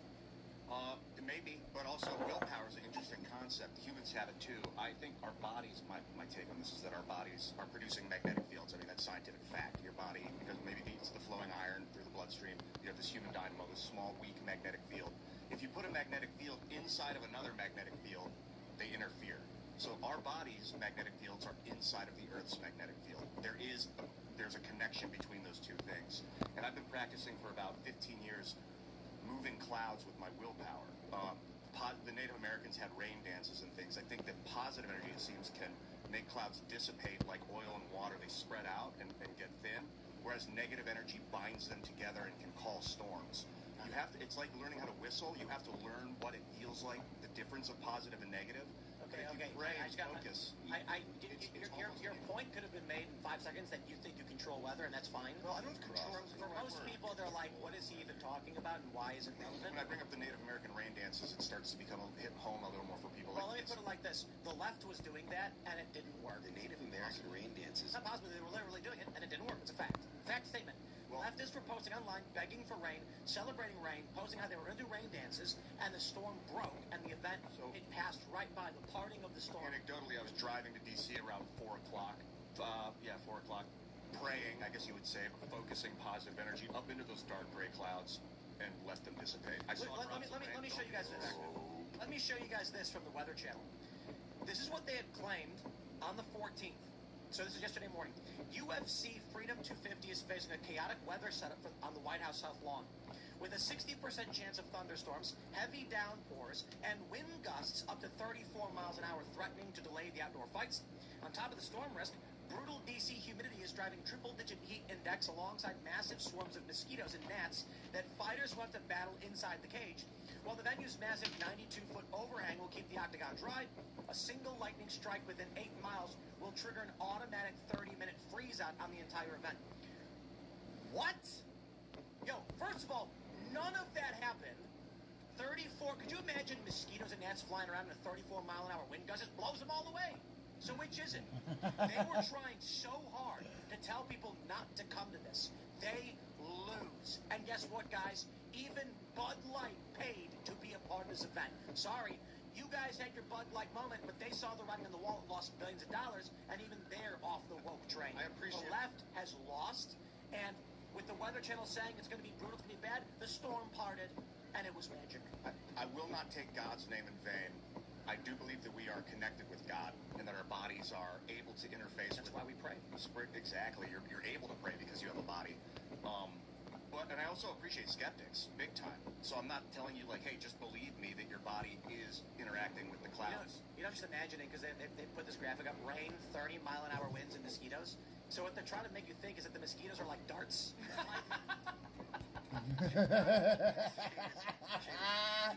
The mosquitoes are like darts. God said, Ian, I got your back, and parted the clouds for Ian. I'll have to ask if I get to heaven. I actually didn't pray to God. I just focused energy into the clouds. Is this a miracle, Seamus? Or, so you cast a magic spell. Hold on. Ian just said that he cast a magic spell by pouring some oil into water. No, it's like pouring oil into water. The way it shoots away from itself when a drop of water hits oil, it goes flying apart. If you do that with positive energy, that's what the clouds see. I retract my statement. Well, Tim just asked if it was a miracle. I believe a miracle has to have no clear natural explanation. People could argue it's a sign. I don't know if I'd argue that. I don't know enough about the situation. You got to be careful to just jump on everything. I think it's a sign. Being a sign or a coincidence. I think it's a sign because of this. Because the storm is forecast in advance. Leftists are praying and cheering and dancing up and down, and then the storm happens. But it breaks just over DC, so the event goes off without a hitch. Or it's weather modification tools that we don't know. Okay, so other people. That's even more far-fetched. Or it's all the people at Warped Tour that were upset about that wanted to make sure that they were praying for no rain too, because that was right down the street. So there are people. So the devout Trump supporters are saying it's a sign from God. He helped. He said this is good. And the anti-Trump people are saying it's DARPA using weather modifying technology. They fired beams slicing the storm in half so that Trump could do his event. I've had crazy. That'd be such a great abuse of that technology. Can you imagine they're like, Trump is so corrupt, he used our weather modification for his UFC event. How dare he? It's more anecdotal, but I don't know if you guys do Tai Chi or Reiki or anything like that. I have been practicing. It's moving your magic. Like Tao's talking about the flow of nature, the magnetic fields. They didn't know what magnetism was when they were building the religion. But yeah. And then so I was doing Tai Chi on my roof in New York, full cloud cover with these rubber hoses. I was doing like moving around and then what the fuck? And you could hear it whipping in the wind. And then all of a sudden above me, I noticed the clouds are spinning. They start spinning above me. Literally, this black cloud cover starts rotating, and then it opened up. I look up and I can see the moon through like a hole in the clouds, rotating above me. I'm just imagining Ian in like Tornado Alley, and he's just like whipping around rubber hoses. Overhead, and he's like, I'm doing this, and then it sucks him up and kills him. X-Men, and I really like that Storm chick, and now I can do that. You can. I would ask Luke Rudkowski, who also will not lie to you. We were sitting on Miami Beach. He was like, it was gonna rain so heavy. I'm like, I'll pray, I'll focus positive to keep the rain away. And I was doing it, just like meditating and focusing. And he's like, okay, Ian, bring the rain now. I'm like, are you sure, Luke? He's like, yeah, bring it. And I'm like, okay. So I focused the negative, and the thunder cracks, and they're like, what the? And it was, and Amy Dangerfield and Lauren Hayden are there too. And I'm like, and they're like, oh, and then I focus it in, the winds pick up, and they're like, oh my God. Then it starts to rain, and people are like, oh my God. Within like 5 minutes. Like, a wind gust came and scooped Ian up, and he's floating in the sky. His eyes turned white. His hair is flying. And then he's like, now I am your God. And then he struck Luke with lightning. Luke died. Luke was shot. He's gone. He was there's no we are changing. And like once you get a storm going, it's hard to get it to stop. It takes a lot of energy to slow it down. So we gotta grab those other ones. I don't know. There's that here. The clouds are gonna come together and go apart. You can catch it early. It's funny because like on this show, no one's smoking pot, but it's almost like Ian already did somehow. Well, Ian's already smoking pot. Feel static. I love how we were like, there's a miracle. And There's a miracle. See that Ian's just dying to talk about his weather abilities. Yeah, I want to normalize it because if we really can interfere with weather patterns with our focus. I mean, how do you answer that? I would warn against Reiki. I would warn against New Age practices. People say they're spiritual, but you gotta be specific. It's demons or spirits. And just imagine like Ian's dancing on the beach, and he's like, "I'm changing the weather." There's a demon standing there, something like. I mean, look, man. Ian specifically says that he's not a Christian, that he's not sure if it's God. It's all kinds of spiritual stuff. If the Christians are right, if Seamus is right, you're dealing with demons. I'm just imagining there's like Ian's doing this weather dance, and there's a demon actually spinning the clouds. Like another demon walks up and is like, "What are you doing?" He's like, "I'm tricking this guy into thinking he controls the weather." Why? It's funny. My guess is it's magnetism, but that somewhere beneath that, at like the subatomic state, there is a spin occurring that is God, the vortexual function causing magnetism. So do you believe it's a magnetic thing that can be reduced to a scientific explanation, or do you believe it's a spiritual phenomenon? Well, until we can scientifically prove it, they'll call it spiritual. But once we can get our eyes on the small God is a spiritual phenomenon that can be seen through different parts of science. End of But if it can be story. investigated scientifically, why wouldn't other people be changing the weather? Oh gosh, maybe they are. The Native Americans, they People do with fucking copper rods in the fucking road. Essentially, but they also, certain groups of natives would sacrifice children to make the sun come up in the morning, so... Yes, because blood has iron in it, which is magnetic. I think human sacrifice does have an effect on things, which is terrifying. I just don't largely disavow, right? That is blood magic.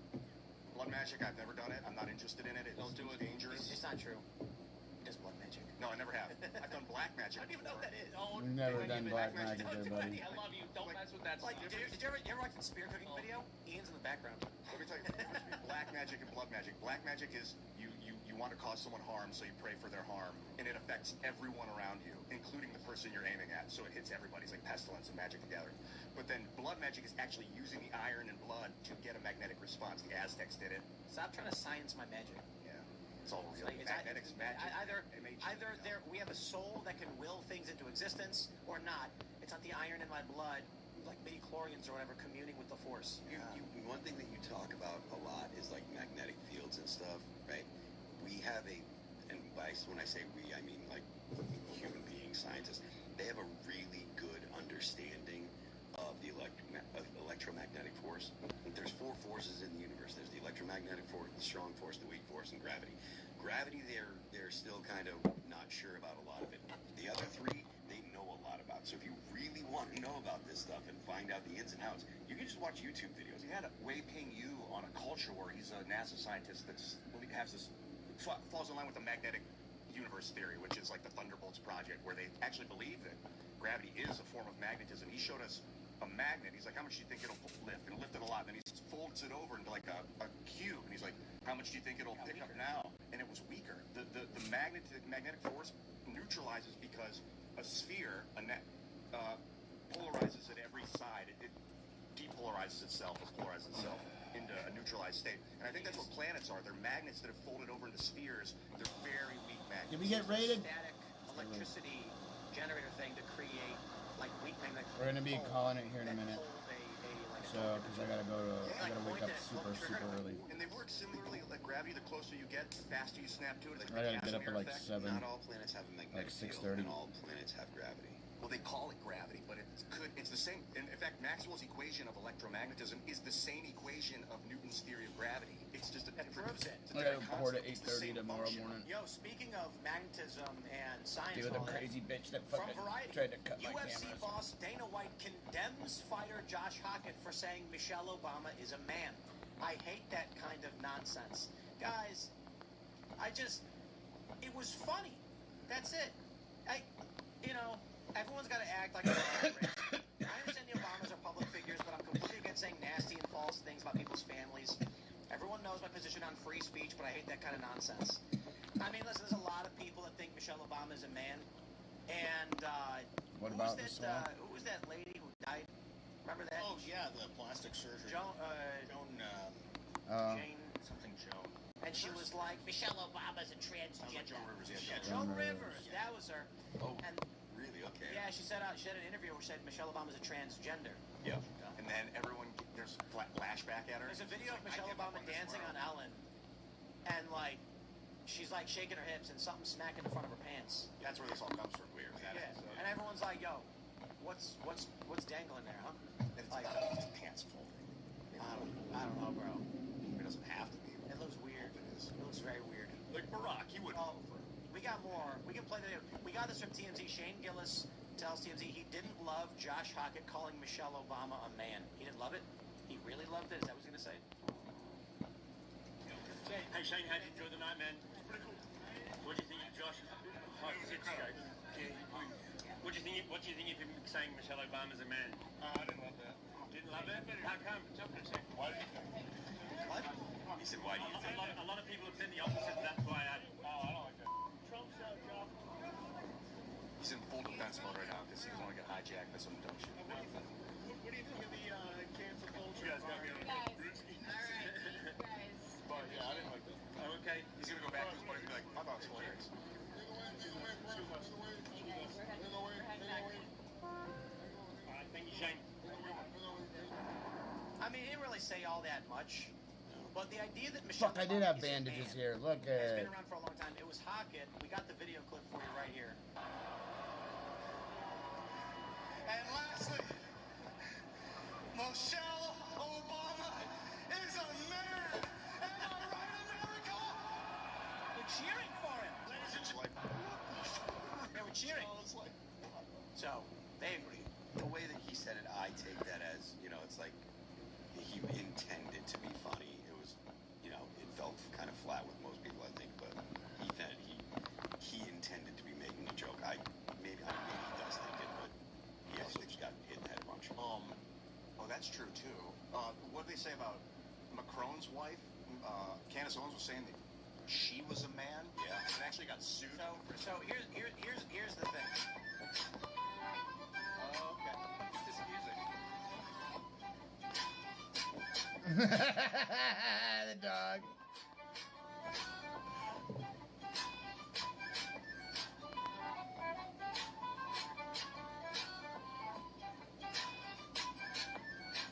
I don't know.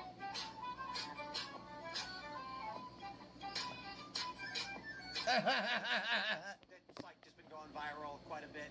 And I know there's people going to be like, oh, Jamie, you shouldn't play this stuff. And heaven forbid if we were actually like a network television show, they would never let us play this video. They'd be like, are you nuts? You can't show them. We'll get sued. But I'm going to show it anyway.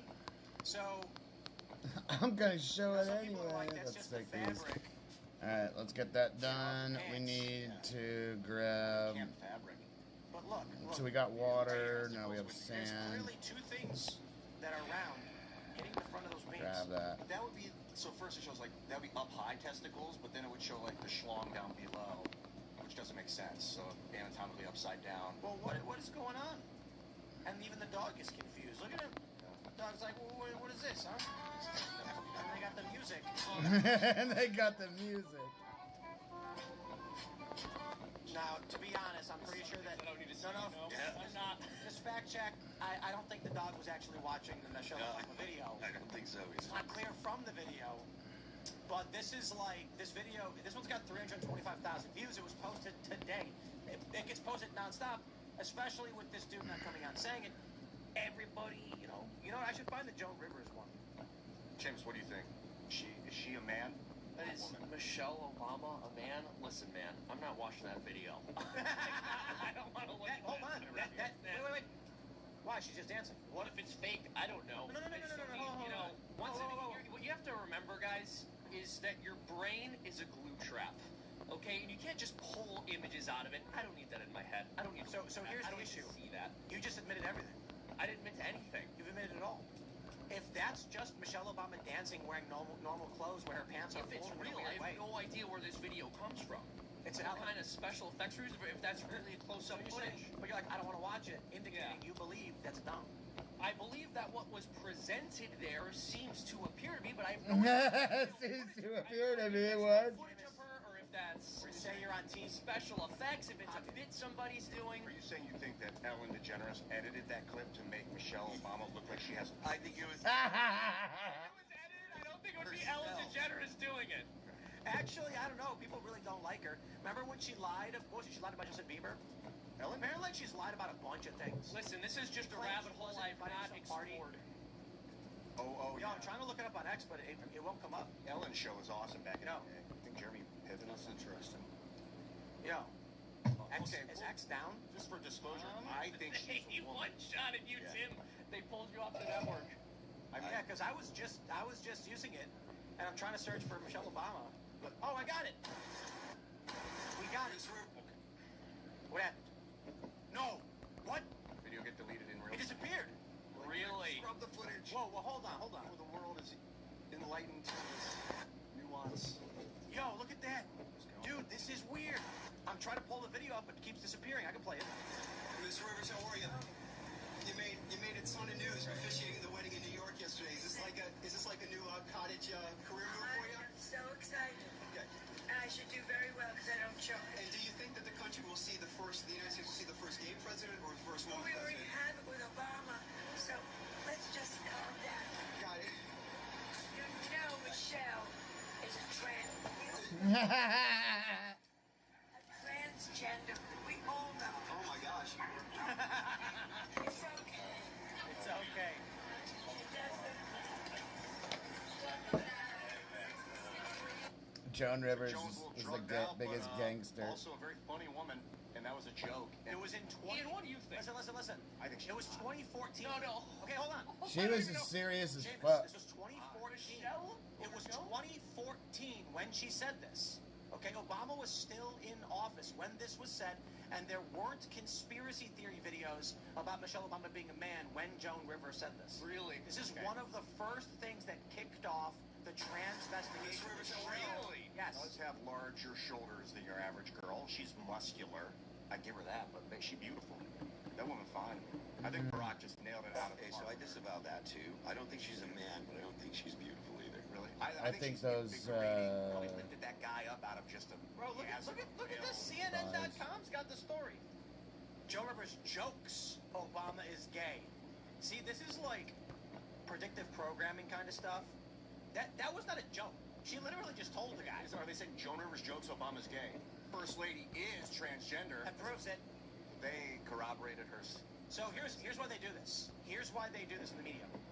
Once that video goes viral, and everyone's like, "Did you hear Joan Rivers said that Obama's transgender?" Go, "Oh, it was a joke." Don't you read the news? CNN said it was a joke. So they changed the story. I feel bad for Joan in a way because she was old and like obviously winding down. But after that happened, I remember there was like a week of just people lashed out at her. Like, how could you say that, you evil? And she's like, are you serious, you people? It was a joke. And then she just died. She's like, I give up. That? She was like, are you crazy? She tried to defend herself and then was just so exhausted by it all, just like gave up. Well, that was not a joke, bro. She was joking around. When she said, Obama's gay? Yeah. Yeah, she was joking. Yeah, no, she was drugged out when she was saying that. yeah, that's not a joke. Yeah, she was joking around. She's a comedian. When she was walking on the street and a guy asked her, "Do I have a gay president?" He goes, "We already do with Obama." Yeah, she was joking. Uh-huh. I mean, I think that's Joan Rivers. You know, she was hilarious back in the day. That was she was deadpan. Yeah. So it was the worst joke I've ever heard. Oh, yeah, I know. Because her delivery was like dead serious. He's like, what? Yeah. Even the guy's like confused by what she's I saying. think she was on Ambien. I can't tell. Her emotions. She was like, "It's okay." As she's walking away, you're like, "Oh God, she's still going with the joke, even though no one's listening." That's it. Yeah. Drugs. I mean, I don't care if She did not apologize. She leaned in and said said more. I don't think She said it's a compliment. She's so attractive, tall, with a beautiful body and great face. Take a look and go back to LaCaja Foles. Is that how you say it? The most gorgeous women are transgender. Bro, she didn't say it was a joke. She leaned into it. Can't you guys take a joke at some point? Maybe not verbatim, but I don't know, maybe. It says she did not apologize, and media outlets called it a joke. I didn't follow her. Many people said it was much more serious than a joke. It sounded to me like it was not a joke. Like, bro, if I came on the show and I was like, Ian has cancer, I'm just kidding. It's a joke. That's not a joke. No, but if you came on like stoned on Ambien and you said it, people would believe you. So you can't add stone on Ambien. You made that up. Well, she looks stoned in that clip. That's an opinion that's made up. It's outside the fact. The facts are, she's getting out of a car, a guy asked her a question, she said something deadpan serious. Like, imagine if I went to this show and I was like, ladies and gentlemen, Ian was hit by a car, he's in the hospital. And moving on. And I never... If you were Ian is gay and his husband is transgender, people would probably know you're joking. Except if I started the show and I said, we have an announcement, Ian Crossland has come out as gay, and we respect it, and we just want to say shout out to Ian and be you, brother. Anyway, the news is, people would be like, what? Like, he just straight up said Ian was gay. And then later on, if someone was like, why did you say Ian was gay? Were you joking? I was like, listen, I have no problem with Ian choosing to be with a man. If he wants to be gay, you know, I've got lots of friends who are gay, and Ian is just one of them. So that's all I have to say on the matter. People are going to be like, that's not a joke. Well, also, you're not a comedian by trade. Joan is a comedian by trade, so there's more. I think Dinesh D'Souza also shared a meme about this. It wasn't like a deliberate claim or anything, but I think he included that somewhere in the movie he made. But I could be wrong. Claim about what? Oh, the same claim that Joan Rivers made. So it's so ridiculous. I mean, come on. It's not real. Why is it ridiculous? Well, I mean, she's a woman. How do you know? So we can't believe Joan Rivers because she's a woman? Her statement was ridiculous because she's a woman? There are records of the kids, of what are the two kids, the girls' names? No, there's no record Well, if you of watch these the conspiracy kids videos, what being born. they do is they show the kids don't look like Michelle. They'll show the They don't even look daughters, like and they'll, Barack. they'll show Michelle and be like, they do not look the same. That's their argument, I guess. Maybe Barack got a surrogate lady to trick the world into dating a dude, but come on, it's so ridiculous. I mean, look, to be honest, like, I do not believe Michelle Obama is a guy, but I don't think it's like impossible, you know. And I think Joan Rivers, I do not believe she was joking. I don't know that proves anything, but people believe it. There's not strong evidence to go off of, other than that weird Ellen video, but that's weird. There's a bunch of other videos too. It's the same thing with like the Brigitte Macron thing. It's like you just looked at it. You know what the funny thing is? Like you're really just calling Michelle Obama ugly. You know what I mean? That's really. It's like she's a guy. You're like you just calling her an ugly. I think that's why ugly manly woman. Dana White spoke out against it because it really is just saying Michelle Obama looks like a man. Which is, yeah, like what if Michelle Obama just had she was storing her Newton's cradle in her pants, which is why Her Newton's cradle in her pants. Well, there was a trend a while ago. It's very mean, but there was a trend where people were commenting on left-wing women's pictures saying you are such a You know what a Newton's cradle is. because they're technically not allowed to get mad, but they do know that it's an insult. So as the left has tried to subvert the idea of male and female totally eliminated, they consider themselves gender abolitionists, none of it's real, it's all socially constructed. Well, then by their logic, it actually isn't an insult to say that. I can say that it is an insult to call a woman a man. I think that's very wrong, but they can't say that because there's no fundamental difference. It's just a question of identity. So if I told you you're a beautiful transgender man, it's like that? Yeah, like that, I would receive it as a compliment. Oh, God. I hope not. I was just neutrally pointing out that you could go either way. I'd be fine with Thank it. you. I appreciate that. You have a good jawline. We're at 10 I o'clock. appreciate that, pal. You guys have stared in the mirror and been like, A couple more minutes.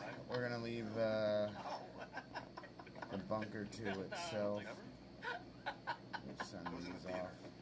Is that what you do, Ian? Yeah, I was playing Laertes and then my hair was pulled back. I was like, I gotta shout out some of these fakes because they're hilarious. Look at this one. So here's the real photo of Obama with Michelle, and then someone made this one. They just photoshopped Michelle to look like a guy. No, you can tell she's a woman. Ian, do you just wake up in the morning, look in the mirror, and you just think that you're a guy? I mean, you're a Usually, yeah. Beautiful. No, I just knew I could have been a hot chick because of my bone structure. Oh. I just got one. There's a bunch of these photos. Look at this one. This is from Instagram of Barack with Michelle, and then somebody photoshopped it. Let me show you this. I gotta zoom in. It's hard because the internet's deleting all of these, right? Yeah. So they edited it to make him a guy. I feel like it's hard. That's messed up, man. It's hard to insult Barack Obama because he's such an awesome guy. Obviously, did some horrible shit as president we can go on about. But generally, as like a person, he's so likable that it's hard to insult him. And this is the way people try to get under his skin. He's going after his But you wife. could just point out things he said, like in private letters about the thoughts he has about men. Or when he accidentally called Michelle Michael several times in public Over speeches. and over and over and over. That's true.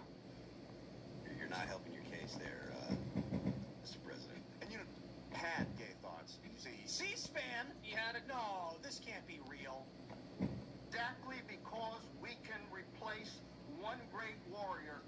with a nut, and we here's debates. Thank you very much. Secretary Panetta, thank you for your introduction and for your extraordinary leadership. Members of Congress, Vice President Biden, members of the Joint Chiefs, service secretaries, distinguished guests, men and women of the finest military in the world. Most of all, Admiral Mullen, Deborah, Michael and I also want to acknowledge your son Jack, who's deployed today. Michael. All of you have performed extraordinary service to our country. Before I begin, I want to say a few... What is he just referring to? He's just talking about his friend Michael. Referring to? Can you scroll up? What is the... No, this is a clip. It says Obama's Mike. Mike. Yeah, what if he's got a friend named like Mike Smith? Is there someone in his admin with Michael? Yeah. Actually, or if he's just maybe he was so deep in reading a script that he misread the word Michelle. No, I think it's more likely that he's got a friend named Michael, or there's somebody in the military named Michael. So Michael and I want to, and everyone's like, oh. Yeah. So apparently, this is inconclusive. He was talking about a guy named Michael. He was talking about Mike Mullen. Yeah, this is lies. And yeah. And like, come on, humans, Americans, we need to come together to make the world be like us. Wait, what? Hold on. What? Google says in a 2015 video, he said, "I walk with my husband Michael and hold hands. It's like a whole new world for me." In this case, he was reading a letter out loud that was sent to him by a woman named Deborah. Oh, I missed that. Oh man, it was definitely Michael Mullen. Is who he's talking about. I remember I was hanging out in LA with Robbie, and I'm like sitting on his couch, probably watching just like Simpsons or something. And he's like, "Bro, you gotta see this." He's pulling up Michelle Obama man videos on YouTube. Because this is like 10 years ago, back when YouTube let you get away with anything. They had millions of views.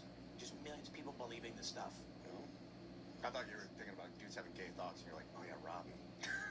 Sorry, Robbie. I don't know what world you live in, Ian. That conflation. You wake up in the morning, you go to the mirror, and you go, It's not that weird to have gay thoughts. I think that for a guy, it's not like you act on them. Like, what's gay? Thinking gay stuff or doing gay stuff? Both. Well, come on. What's more gay? There are things that are not even sexual that are gay. Go on. Yeah, like, so Brian Shapiro's like, "Hey Tim, why don't we do the show together, balls?" And I'm like, "That's very gay." Huh? Like, just that's a weird thing to ask a guy. It's like, why don't we take our shirts off, Tim, and just play? Yeah, exactly. Like, you could be a straight dude, being a straight guy, and you're like, "Hey, you know what, man? Like, I used to wrestle a lot. You want to wrestle with me?" It's like, that's very gay. No, I don't. It's like, I'm not saying you're literally trying to get like handsy with me. I don't know if you guys have ever. Pretty gay. I went through phases where I smoked a lot of pot, and then I started like questioning my sexuality. Like, I got hit on by a lot of. This is evidence that weed makes you gay. Thank you. I was in the theater, and a lot of gay dudes were hitting on me. So when I would get really stoned, I'd be like, "Am I gay?" Or because they would tell me, "Ian, you're gay. You just don't realize it." And I'm like, "They were yes. That's what it was. Yeah, I felt I was starting to question. I'm like, am I? I don't know. So what you're saying is a bunch of groomer predators were trying to rape. It was only one guy in particular, but there was. There's only one guy in particular. Basically hitting on you. He was like, "Let's bang." You know what I mean? Literally, blatantly hitting on me too at times. It was crazy. But so I dealt with that. So I understand like being confused about sexuality. Maybe Obama was when he was writing those messages about like thinking about dudes. Like, hey, he's being honest. Look up the quote.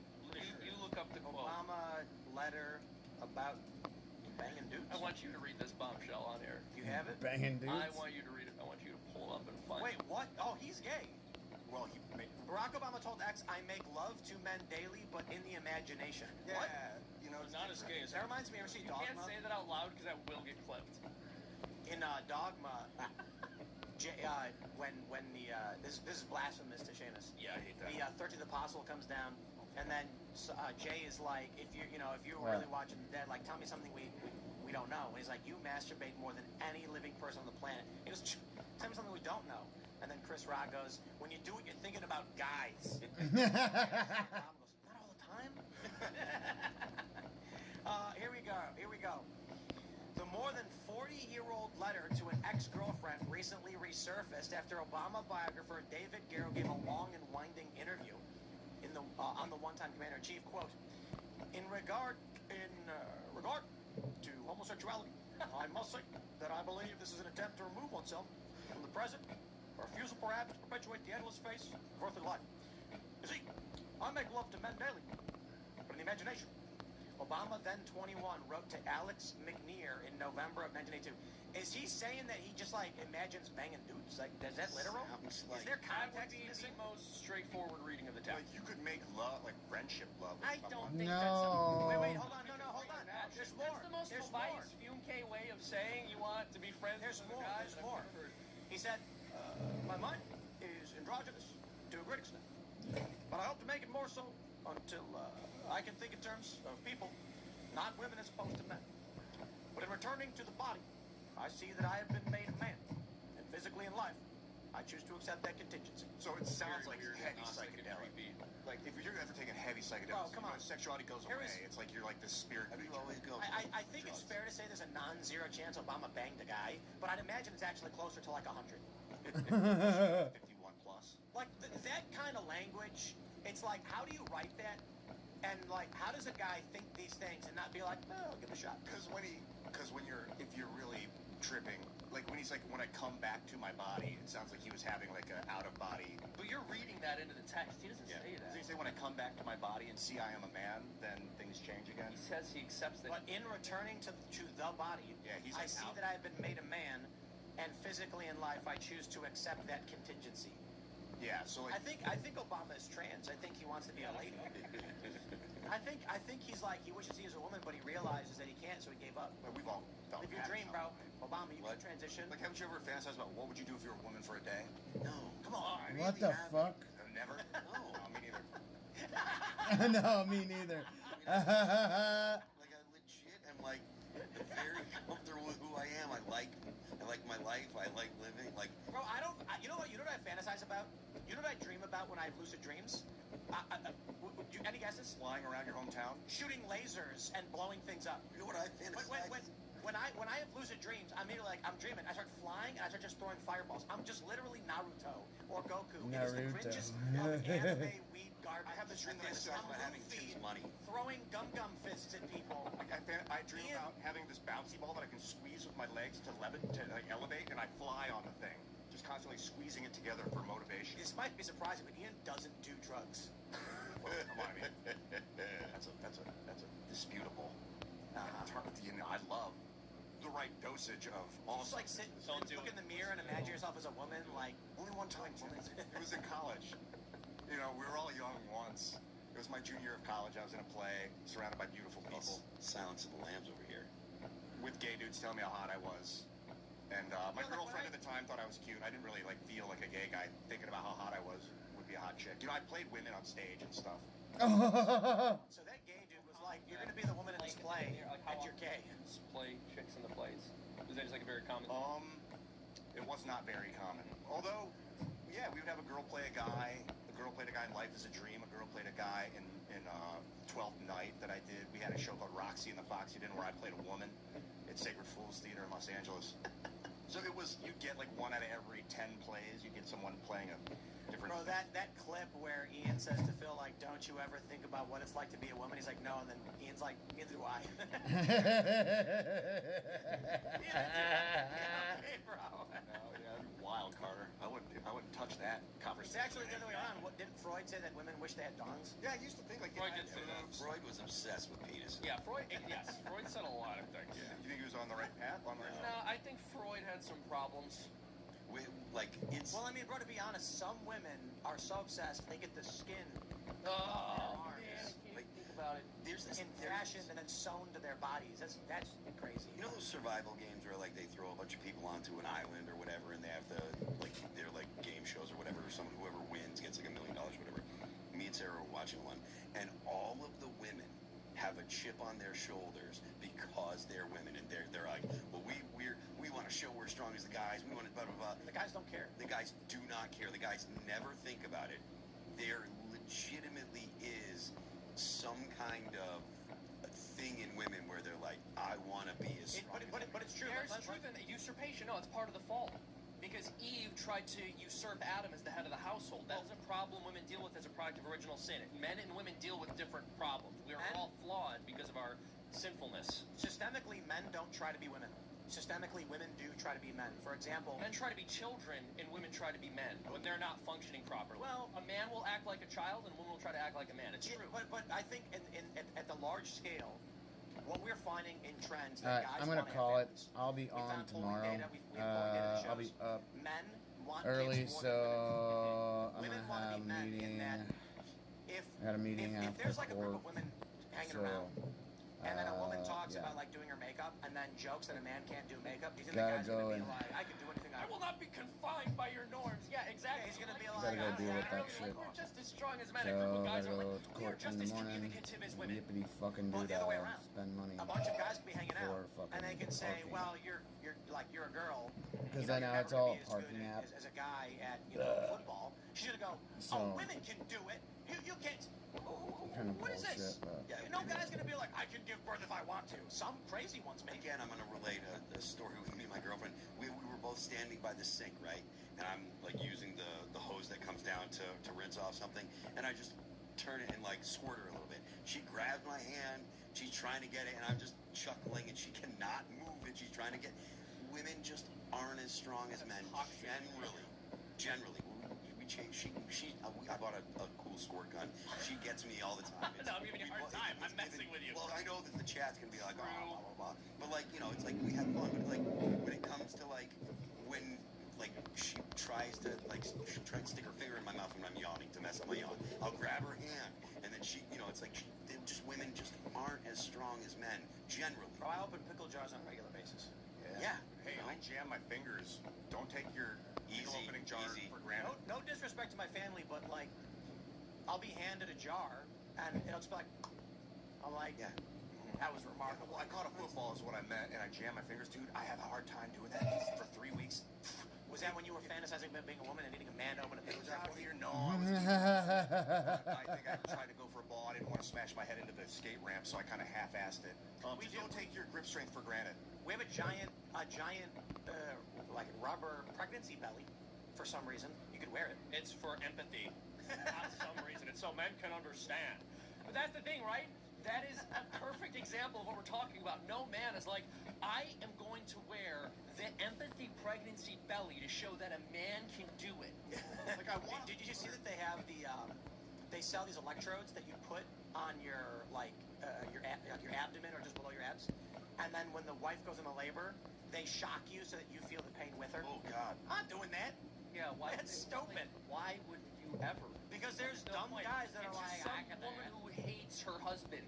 That's literally, she just hates that she's not a man, that he is a man, whatever it is. She wants to punish him. But also, like, freaky. You're injuring yourself doing it, like actually causing real damage to your body. Like, the wife is just giving birth. And you should be True. That's a fair point also. Like, her body is doing something and you're just causing yourself pain for no reason. I think we got a new Rick and Morty tonight. Exactly. Pain. Yeah. I fucking and hope watching so. for threats in the old days, you know, you stand in guard against giving birth, basically. That's right. Yeah, they actually, I was reading about why evolutionary biology theories as to why human birth is so painful for humans. And it was that it increased survival rates because the screaming and agony attracts other people to stand around. Oh, wow. Yeah, it's kind of wild. Fascinating. That sucks, doesn't it? That's for women. So you think women desire males the strength of a man just so that they can defend themselves in life? I don't know. I don't know why it is, but like women sitting around talking about womanly things, guys aren't like some guys maybe, but it's generally not true. But if you look at society, women want to take masculine roles on, and they demand of it. Like with women, I want to understand women. I want to be able. Women don't understand women. Oh man, it's got to be. There's one day, I promise you, it will happen. One day. Do you understand why we're investing so much in AI? The whole goal of all of the AI companies is just to finally figure out women. All these guys are like, we're going to do it. We're going to map their brains out. The AI comes back and it's like, I can't do it. I mean, there's a joke. There's a joke like, you know, women don't even understand themselves. And you talk to a lot of women, and again, this is not, don't freak out. I'm not saying it's every woman, so don't take it personally.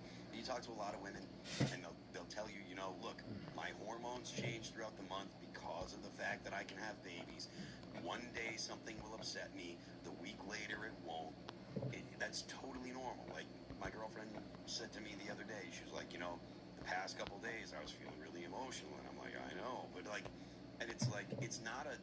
You're like, I noticed that. I know.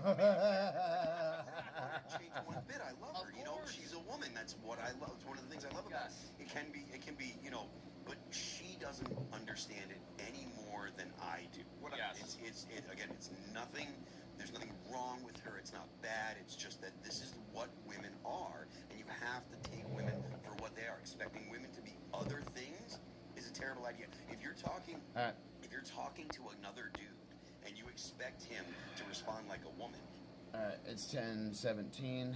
We've been on for just a little bit, but yeah, I'll be on tomorrow. I gotta do shit in the morning, so this is the thing. If you have important shit that you need to take care of, you go and you shut things down and get ready to do shit. So I'll see you guys tomorrow. I gotta go roll up my windows in my car because I went shopping today. We did our Costco run and our Winco run, so we got that taken care of. So I'll see you guys tomorrow. Same bat time, same bat channel. Peace.